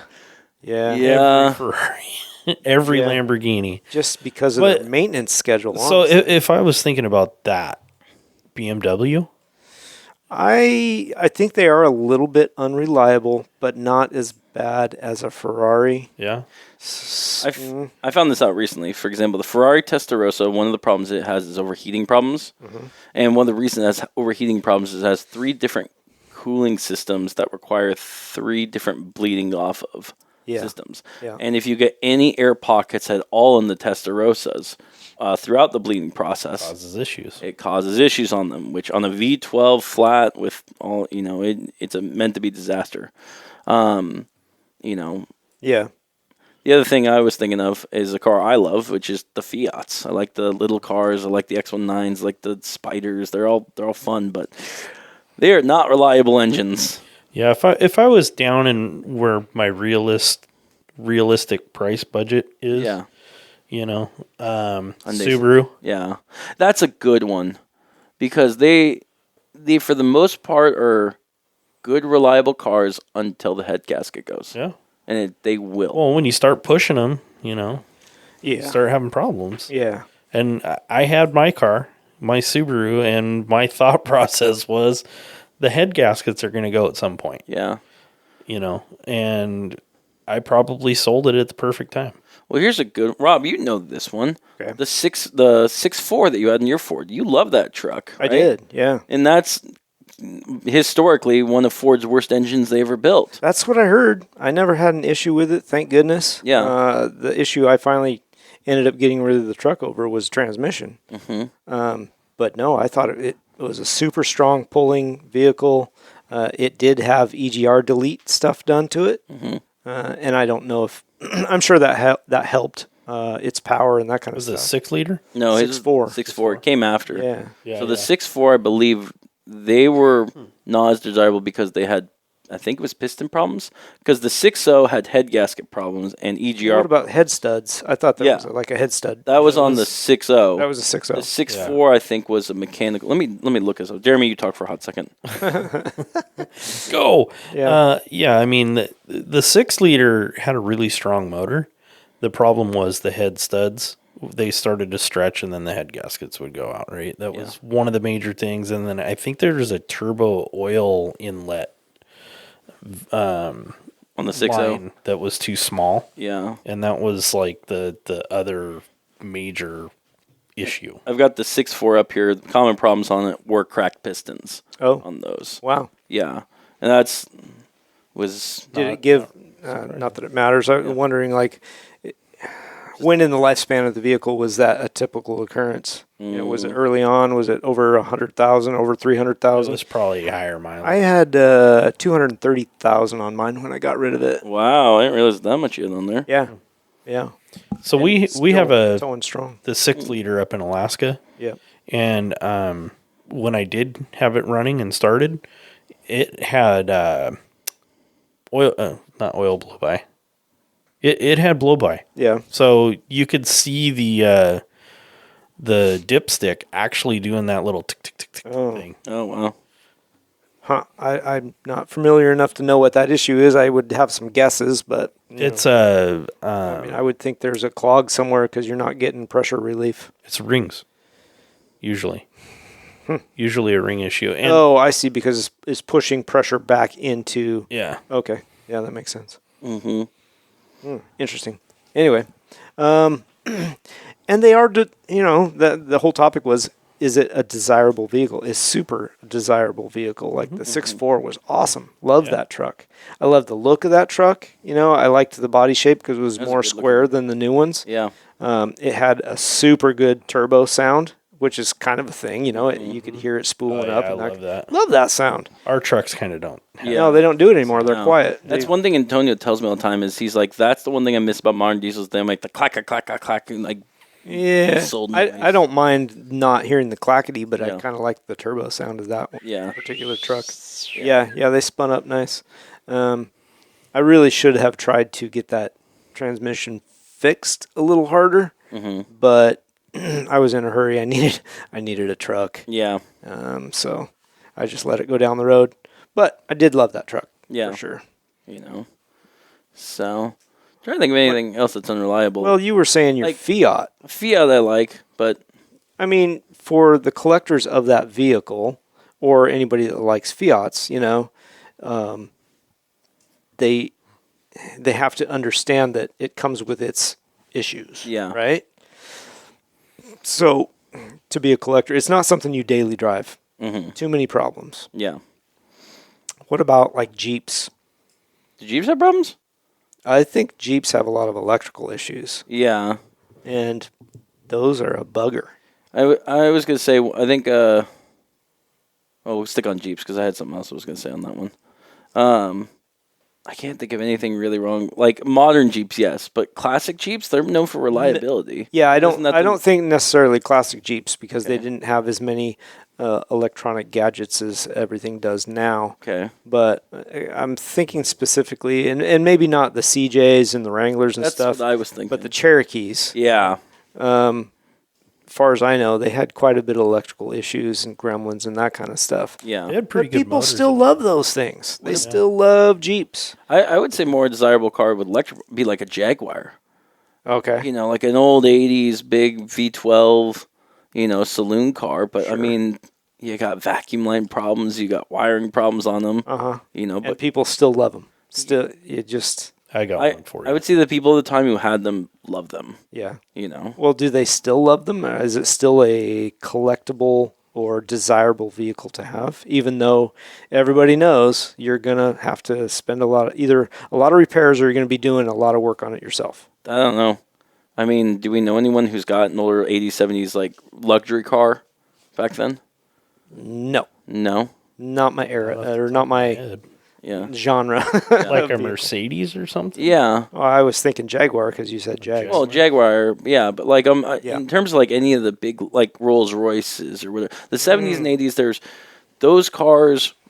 There are people who love those cars back then, because the look, because they grew up with them, They because grew even up with it. Yeah. and that was the car. Yeah. But how many problems? I mean, Mercedes, they've got, I believe, hydraulic suspension, and those give out. Yeah. When they do, it is not a cheap fix. But there's a lot of those early 80s diesel Mercedes Oh, yeah. still Yeah. on the road. Those SL 300s Yeah. or whatever Yeah. they are, the 250s. I love those things. Those Do things you? are so cool I looking. think they're a tank, man. They'll run Oh, hell forever. yeah. Yeah. Yeah, and actually going back to the interiors, that's one of the cars that I would build and put an awesome interior into. Oh, yeah. That would be cool. That'd be a sick one going on that one because Yeah. that leather was super comfy back then. Yeah, and I would do something silly too, like white carpet with white leather. Oh man! And I Take a shower before you get in my I car. I am not the dude that should have white anything ever, but that would look epic. Yeah. And then for reliability, what about the old Land Rovers? They were really good, weren't they? No. How old are we talking? Like I mean, 90s? Well, if you're talking about anything in the 90s, Yeah. those things had shit motors. Oh, really? I think 80s, 90s, and even their, up to 2010. Mm-hmm. I don't know if the new ones do, but that was one of the Yeah, I don't rigs that people would buy, and they would drop an LS motor into it because Reliability. it was like 30 grand to put a stock motor back into it. Yeah. Yeah. If you blew it up, it was a 30 Rover grand. motor, yeah. So LS swap it. Yeah. One car that I bring up, which is kind of like the unreliable car, but people love to death, is the Ferrari 355. Now, we know we talked about Ferrari in general. 355 is a special case because they have gone down and up in value, and they're currently on the upswing. But at one point was a affordable Ferrari, and I put that in quote unquote because they were at low end in the mid 2000s. Were at a low point of like 50 grand. And now I think they're trending between 90 to 100. Would you pay that much for a car that has manifold exhaust known problems? They crack. That have potential of earlier models where the fuel lines get rubbed off and catch fire. Where the known problem with the 5-valve system, the valve guides are made of bronze, and you can't replace them. I don't think there's a replacement fix for it other than that. And they will wear out. It starts with a ticking, and you have to do a full rebuild on them, and it's not cheap. And yet, most people of the '90s era, I would assume 90s, because like most people my age I've talked to who do like Ferraris of the earlier type, bring the 355 in because I've heard, and I think it's a great looking car. It's a good looking car. Yeah. But also the sound. It's one of the 9,000 RPM, I think, or 8,500 RPM with a V8 making 380 horsepower mid-engine. Yeah. 5 valves. That was the first car that they broke the tradition of going, 308, 328, 348. It was a 355. The 5 at the end represented 5 valves per cylinder. Yeah. They were very proud of that moment. That's a desirable car from some people, even though it's got a buttload of problems. Hold on. Go back to the question. Yeah. You asked if we would own it. I would own one. Would you? What am I paying for it? I don't know. They're around $100,000, I think he said. Yeah, right now I think they're about $100,000, like 90-ish. Probably, you can probably find one in the high 80s, but a good example is like 120 now. But see, that's a tough question because it's not a desirable car for me. I do like the look of it. It's not a bad car. Would I own it with knowing those problems? Let's put it into a body style that I would be more attracted to. Yes, I would. Okay. So I know this is not the car we're talking about, but if it was like a 348 or a 458, you know, if it was something like that, because I really like that car, and I knew it had those issues, yes, I would. Yeah. I would. Like for example, the 348. I love that car. It is a great car. Mechanically, there's not really any problems that are wrong with it. The problem that people have with it is the performance. It's only making 312 from a base level 1 with a top speed of 171 miles per hour. It was outshined by most cars in the 90s, for being a Ferrari. The earlier ones had no ABS, and there was no traction control. There was no power steering with them. But that's where the 355 comes in, because it took all those things that people wanted in it and gave it. The problem is it gave it unreliability too. Mm-hmm. So you want my answer? Yeah. No. I would not. Because of the reliability. Well, even if I was stupid rich, okay, I wouldn't do it. Okay. And if I was stupid rich, I 100% would. Yeah. Yeah, I wouldn't, because there's so many other things out there that I'd rather have. Okay. That's completely fair. And like a McLaren. Okay, maybe something like that. Yeah. Or a Duval, or a Lamborghini tractor. Yeah, Lamborghini tractor, or a 32-foot fishing boat with 3 Honda motors on the back. Yeah. Yeah, it's all in everybody's priorities are different. Yeah. I mean, and that's fine. That boat would probably be almost $300,000. Yeah. Just in motors. Yeah. $30,000 a piece. I think about $30,000 a piece. So about $90,000 in motors, and the rest of it. Let's talk on the opposite end for cars that are relatively cheap, for example. Okay. Let's use our buddy Antonio on that one. Okay. He loves that Ford Focus to death. That is his baby. He absolutely loves that car. Known problem in those cars is the dual clutch system will fail. It is and he's had that issue. He has had an issue. It hasn't fully failed. Yeah, it's starting to fail. Yeah. But when you have a car like that, how do you... Is that a car that general populace is attracted to? Is it, you know what I mean? I have heard from, I've known 3 owners for a base model, okay? Or 2, something like that. And everyone that's had it loves those cars. except for the automatic transmission. They did make a manual. I've not met a person who's owned a manual one yet, though. Yeah. Except for the STs and the RSs, and everyone loves those cars. Right. You know? I would not have it. I think there's a lot of teen girls that would love those cars, you know? Yeah, but they don't know jack shit about working on it. No, and, they and don't care. No. So, No, if you told them, hey, you're going to get, 2.5 years of driving out of this thing and it's going to break down and it's going to cost you this much to fix it, would they still own it? Probably not. Yeah. Yeah. That car to me is not attractive enough to want to own it knowing it has a looming failure. Yeah. I would not. If you guys could pick one car that you knew that had an ultimate failure and you could have it, money no option, what would it be? A Lamborghini Miura. Yeah? Mm-hmm. That's a good one. Mm-hmm. The problem... Not the most reliable car. Not the most reliable. I believe those ones still had it where the transmission and the engine shared the same oil.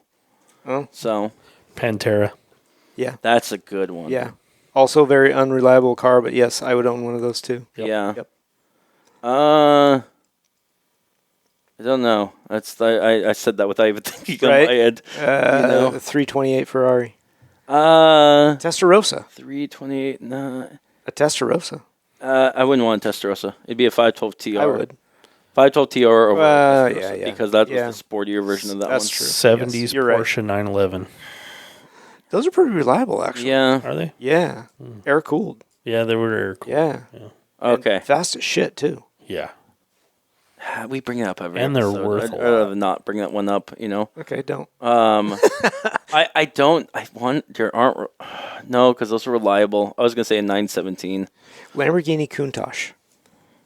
Decently reliable, Yeah. but Yeah. still have a fair Lamborghini amount of failures and required rebuilds. Yeah. So money no option. That's a good one. That's a good because that's the poster car, right? one. Yeah. You put it on the wall with the Ford GT40 and the Pantera and Yeah. I would probably do a Land Rover, yeah. but I would probably put an LS motor in it. Okay. Here's one, and I don't know. About a straight 6 diesel. Oh, yeah. That'd be cool. That'd be In kind a of Land Rover. Hell yeah. Or even a 4BT, the 4-cylinder Cummins. There you go. Okay. Oh, that'd be cool. I don't know if they're reliable. Okay. And it bugs me because Jeremy would know this. I've been one of those because this would be one that I'm like, I think it's an unreliable engine, but a reliable car. The Scout. Did they have any reliable engine? International Scout? An Because old those one? are- Yeah. Yeah, the old ones. Those are kind of Who cool. cares? I Those things are like fucking dope. Yeah. So yeah. That's one vehicle I want to have in my collection at some So, point. A really good built Scout. I don't think the International Shit, Scout... I would take a beat up one. Oh, Yeah. yeah. I mean, There's it like doesn't have to be a good They're build. so cheap right now. They're like $600 for a beat up one. I don't... Get out of here. No, for the not a Scout 2, a Scout 1. You look that up. And I'll show me. you right now. I think the International Scout motor, like if you look at the V8 versus the Ford and the Chevy of the same era, I think they ran about the same amount of miles. Oh yeah. Yeah, I don't. 100,000 and they stop. Yeah, I mean, no, you can get more than that out of them, right? I mean, 100,000 was probably pretty average. Okay. And then you Maybe, just need a rebuild. yeah, maybe a little bit more. Like my '64 Ford, Yeah. I think it had 100,000 miles on it, but it was out of a 55 something or other. It's a 292 Y block, and those Y blocks used a rope rear main seal. Oh yeah. So, that was kind of a That's bad point on them. Yeah. Did but they ever come up with a aftermarket replacement to actually put a good rear? Yeah, I think it was a 289 or Yeah, a okay. 302. Just replace the motor. Gotcha. 351. They came up with Yeah. tons of them. Gotcha. they started going. Well, here's the thing. I started looking into rebuilding that 292 at one point. And back then, they still sold the rope rear main seal with them. Oh, okay. And that, They never changed the design of yeah, it. and the kit to rebuild it Yeah. was more expensive than it would have been to buy a 302 and Put it in. completely build it and put it in. Yeah. I could have bought a running motor, rebuilt that, and put it into the truck for way less money. Wow. Or a 351 at that. Yeah. Interesting. And is that the common swap for those? Is put a Ford motor in it? Yeah, I mean for the 64s, that's what. Oh, I'm sorry. I thought we were still on the Scout. No, Yeah. My bad. No. The Scout. A lot of dudes were doing 305s or 350s. Okay, so Chevys. Yeah. So the Scout. LT. So what I'm seeing now, and I knew this was going to happen. I knew this was going to happen. They When went up. Yeah, when Volkswagen announced new Scouts, Scouts are going up. They're not too terrible now. Like for example, here's 72 for about $5,000. Does That's not Volkswagen now $500. own International? Is that what happened? Correct. Okay. Or here's like one for Used to be 4,000. Ford. Hang on, here's one for 4,000. Yeah, International was a Ford. Yeah, but that's the pickup version. How much? 4,000. Oh, I like the suburban version. So much I better. do too. So like for me, like for example, like kinda the this K5. this right here, I'm going to show you to our listeners is pretty beat up. That is what used to be like $600 you'd find in Fields, and this was like 2 years ago. And how much for is that that? one? This one they want 3,000. Okay, describe that one for the This one listeners. for our listeners to have it is the one of the seats is completely gone, just springs. The doors are inside the vehicle. One of the headlights is missing. The entire roof is rusted. This is making a rat lord look like a beauty queen. Mm-hmm. You know. Yeah, it's rough. No Yeah. windows. All the glass is gone. No, it's back got looked like it'd front been- window it has all the glass Oh, okay. surprisingly. Okay. But yeah, the interior is pretty ripped up. There's definitely rust spots everywhere on that one. Go look at the 4,000? tailgate of that thing. 4,000 for that. 3,000. 3,000. 3,000 for this one. Did it get So rear-ended? And this basically, is I've seen them in maybe for next week we'll do it for a segment. is there a motor in it? There was a motor in that one. Okay. Yeah. I like those. The Scout Yeah. 60 and the Scout 80s, I really like. I don't like it when they went to the 70s, the big jacked up ones. I like the small ones that were like male ones, the male van kind. I personally would build one up, have it just, we keep the top on or top off, and have an alternative to a Jeep. It doesn't need to be the ultimate off-roader, but something you could, if you're going off a dirt road or Yeah. whatever. Or you're heading out to the beach. Exactly. Yeah. And it doesn't need to be a showstopper. But that's I wasn't sure on the reliability of those motors, but in terms of the way they looked, I was like, if that was still an unreliable car, I'd still want to put money into because I like the way they look. I mean, even that one for $3,000. So it's a roller with a motor and transmission. I would assume that it does not run. There's a lot of work there, Yeah. but it's a project. Now, that particular project, I would probably just try to make it run. I'm not into the beauty queens. I think they're cool. They have their place. Yeah. And probably if I were good with bodywork, I would be more apt to want to straighten all that up. But I kind of like a truck like that just works and is kind of beat up and kind of rusty, and I'm kind of into it. Something you could throw a couple of gun cases into. Well, you're not worried about banging it into Yeah. something or, door dings, or you can take it to the store if you want to. But if you straighten it all up and you got beautiful paint and you get your gaps are perfect and all your trim is right, I'm out. you don't want to take it anywhere Yeah. because, all of a sudden it's worth $500,000 and you're Right. like, ugh, I don't want somebody to bump into it. Exactly. So this one's got rust holes in it and stuff, and it's like, it's still cool. Yeah, you could pull the carpet up and drop your beer cans out of the bottom. I'm not saying that. But, okay, so a $3,000 one like that, Yeah. you've got room to play with it, right? You've got room to rebuild the motor and go through the transmission. Just make it move. Put some seats in it that are not going to poke a spring up your butt when you sit on them. Yeah. and go enjoy it. Yeah. So maybe you're into it for $10,000 by the time you've got it moving and it's comfortable enough to you want to drive it around. That's still a decent little project. Yeah. Put some good mud tires And you got on a right? And you've got a cool International to go bang around with. Oh, yeah. I think that's a good one. Where is that? That one was in Oregon. Yeah. What part? Oregon's a big state. I already switched because I'm on like Utah because there's like some for $2,000 now. Okay. That are like here. That was a there's, pickup. There's another 2,000 one right here. That's a truck. Are we on Yeah. the project vehicles now? No, that's a Well, good segue. I think that's a great segue because I want to skip the other parts hunting. I think we're out for now. We'll do that some other time. Yeah. So you can, But let me look up that one that was for in Oregon. You guys talk while I try to find the one that I'm like, just had that going through. But that one was in Oregon for $3,000. Here we go. Got it in Silverton. Okay, Under so 1964 International Scout 80 dolled up edition, quote unquote. Says that it's the build sheet says it's a dolled up, which the owner's what not does even that sure. even mean? I know it says it's on the build sheet, and the owner says, which I am not 100% sure what possibly can be red carpet edition or custom, quote unquote. So yeah, the other thing is, for example, like a truck like this doesn't have, say, firm price. You might be able to knock a couple $100 off it. I would say You you're know. probably right. Yeah, And so, and it's you got to trailer it out of there, and yeah. the longer it's listed, the more flexibility there is there. So, Silverton is down by Salem. Mm-hmm. For those that are out of state, might be worth a look. The other one, that's the 1970 International Pickup one that we found that for $4,000. That is in decent condition. Yeah, Does have a running and driving engine. Looks like has a 304 8-cylinder and 4x4, and a 4-speed. That one is in Oregon City. nice. Yeah. Okay, cool. I'm going to start out really different this time. Do it. Okay. All right.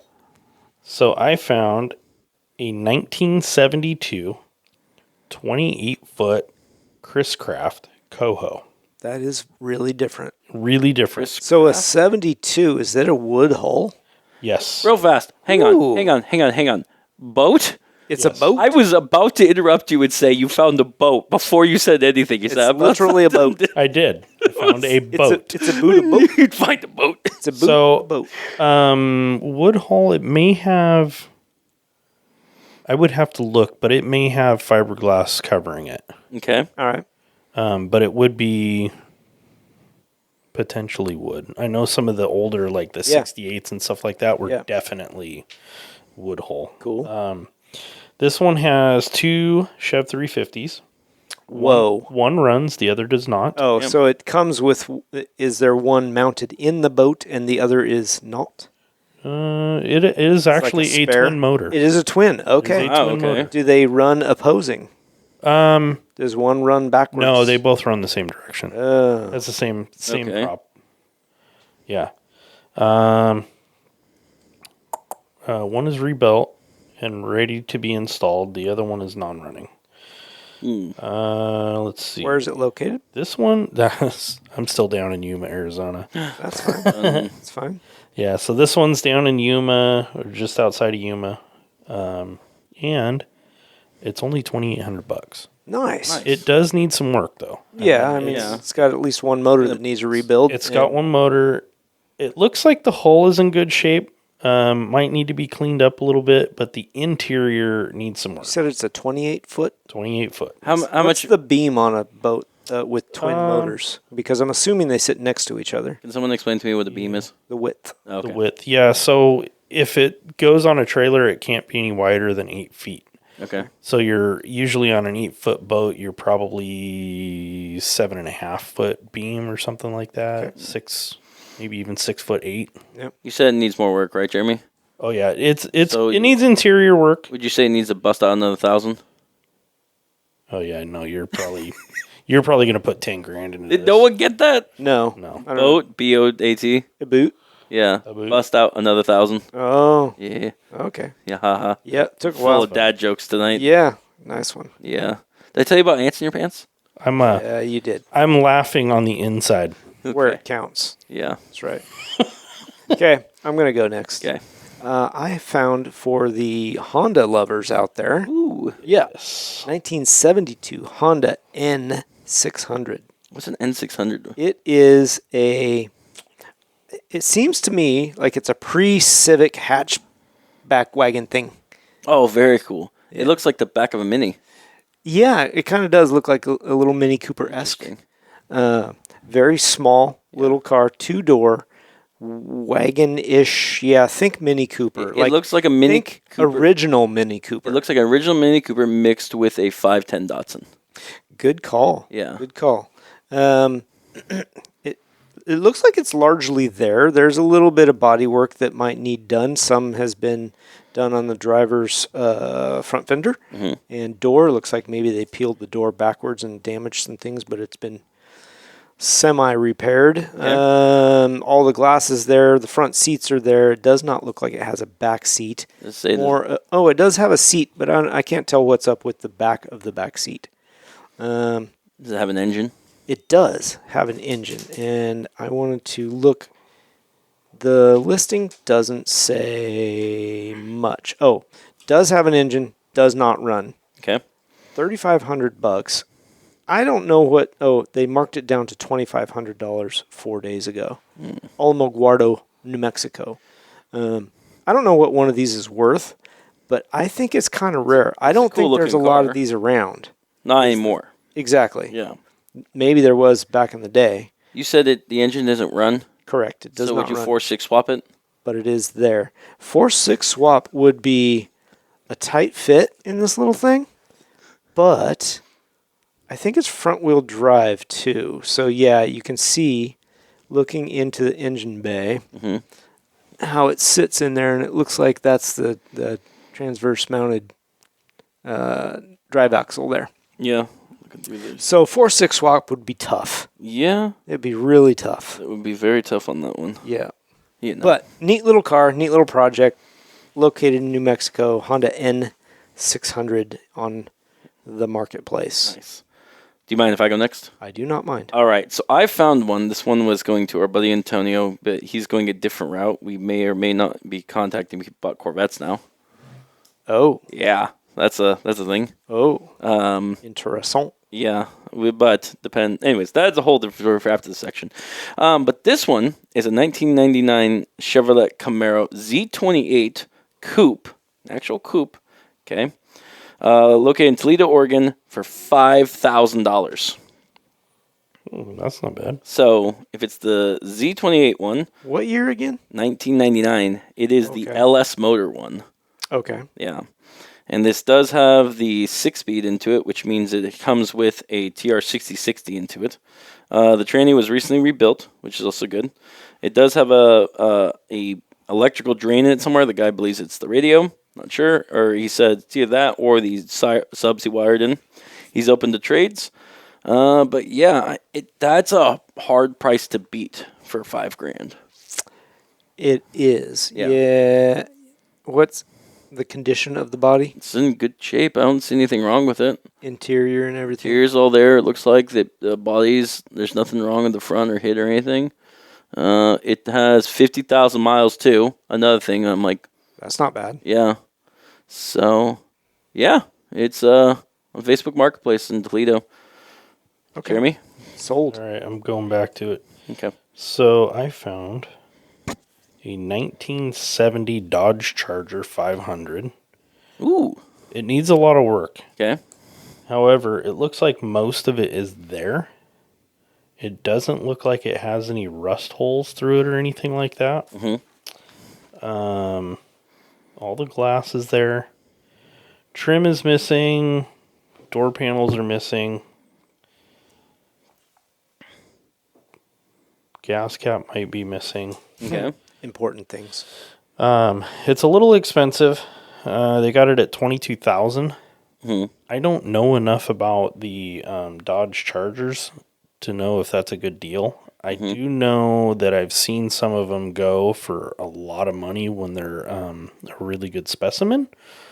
I think this would be a good car to start with to build one of those good specimens. Okay. It's in El Centro, California, or the Mexicali area. No engine or trans. Looks like it was a 383 with a 2V auto trans. Clean title in hand. Only interest in people. It basically don't waste my time. Yeah, okay. Right on. Yeah. All right. I actually found one for you, Jeremy. Ooh, you found a truck? Sort of. Nice. 1987 Bronco 2. Is that the red one? Nope. Okay, I saw that. Bronco is a 2. Those are the blue- small ones, right? Yep, they're the small ones, blue and gray. Actually, pretty sought after little rigs. They're kind of cool. This one runs and drives. Interior is there, but like it's got cloth seats, so they're a little ripped. Yeah. Stuff like that. Those things need taken care of. Door cards look good. Glass is good. Interior does not appear to have any rust on the floors, but the description says it does have a rust spot or two.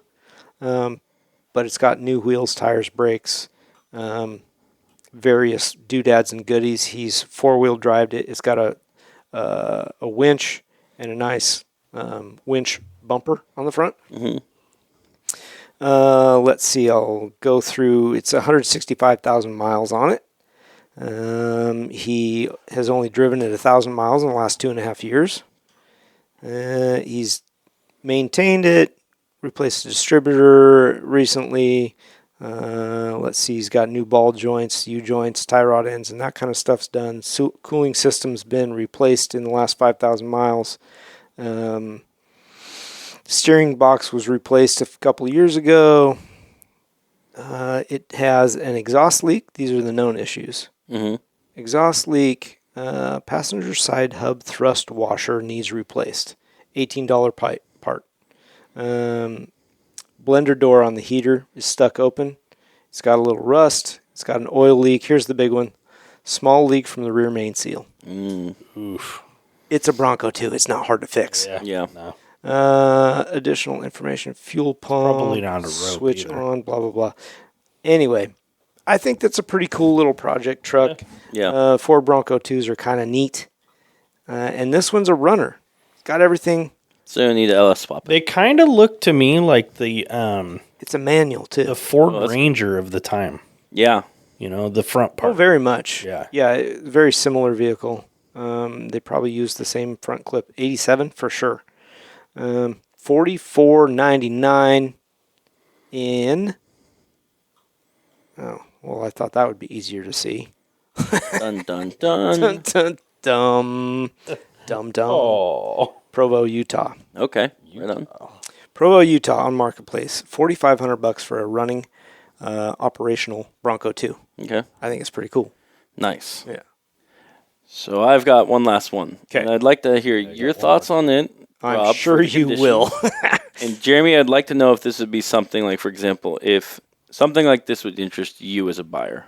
Not like you. I'm trying to think of it. If this came across, Someone as a buyer, yeah. if this came across and you were looking for a sports car, if this would be interested to you, okay? 2000 Chevrolet Corvette Coupe in Poser, Washington for $9,500. What? Go back. Chevrolet what? Corvette, Oh. yeah, In Prosser. yeah, Prosser for $9,500. Okay, it's his daily driver. It's in silver. It's not a great car, but it does have the 6-speed manual and it has full Corsa extreme exhaust system. Firm on price. The guy says the only mods that he's done to it, other than that, the exhaust has been the Kenwood stereo. It does also look like it has chrome wheels onto it. Cons on it: it needs a paint job because there is the headlights are showing some wear onto them because they're pop-up headlights. Gotcha. It has a front main oil leak. It says the clutch needs a clutch master cylinder replaced as the clutch sticks to the floor after shifting higher RPMs. And he says there's a check engine light for secondary air pump and the TCS lights on. What year did you say that was? 2000 Okay. It's a C5. C5. C5. So At $9,500. $9,500. Yeah. I How many mean, miles?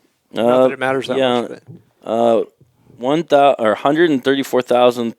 133,363 miles. I think it would be a good start to a base race car. Absolutely. I was going to say Yeah. the same thing. That is a great base race car project. Yeah. That's a great price. The work that needs done can be done in your own garage, and not very expensive. Yeah. So yes, 100%. That's a buyer. Yeah, I would do it. Yep. So, At what price would something like that not be, you think? Because I think I mean, if they were asking $20,000 for it, I'd tell them. So to pack Z06s, sand, I think, but- go for, 21 to 25. Good. And a base model 6-speed one goes like from, I want to say 15, 16. Yep. That's exactly what I was going to say. So- for a runner, yes. For a runner, for a base model on a Z06. Yeah. So for Is that a five- Z06? This That's is no, it's a base. Yeah. Base model. So for $5,000 more, you'd have one that's about the average condition. Yeah, but here's the thing: if you could talk him down to $9,000, Okay. right? Because he wants 95, Yep. or even 85, Okay. right? If you give this guy a call, talk to him, there's problems. Mm-hmm. You could probably put about $4,000 into it, make it a really good car, right? Yeah. You think You wouldn't even need to. probably not Honestly, quite you could $4,000. fix anything that's wrong with it for less than $1,000. Okay. So for less than $1,000, you've got a really good base to a good race car, Yeah. right? A good And then you could autocross start- car, a builder. You can totally build that thing over time. Oh yeah, and you'd feel a lot less. You'd feel less bad about putting a bunch of race car parts onto a car that you paid $8,000 or $9,000. Absolutely. Yeah. I think that's a great one. Yeah. It's a really good one. Anybody that's looking for an autocross car, that's a good We also Base. did find one last week that was for $7,500 too. C5. That was C5. Yeah, and one of our listeners is possibly looking into that car. Very good. Yes. Nice. That's awesome. Yeah. Okay, my last one. Okay. I found a 1940 Dodge pickup, Ooh. Dodge okay. truck. Sorry, Okay. it does not have a bed on it. It's actually a pretty cool looking rig. Oh, very cool. I like the front. Yeah, it's got a good patina on it. Do you want to explain the look to our listeners? Because that's a very unique look. Well, how do you explain that? Lots of intake. Well, I mean, go jump on the Google bots and go. look this 1940 Dodge truck up. There you It's go. That's how you do it. big round fenders, Yep.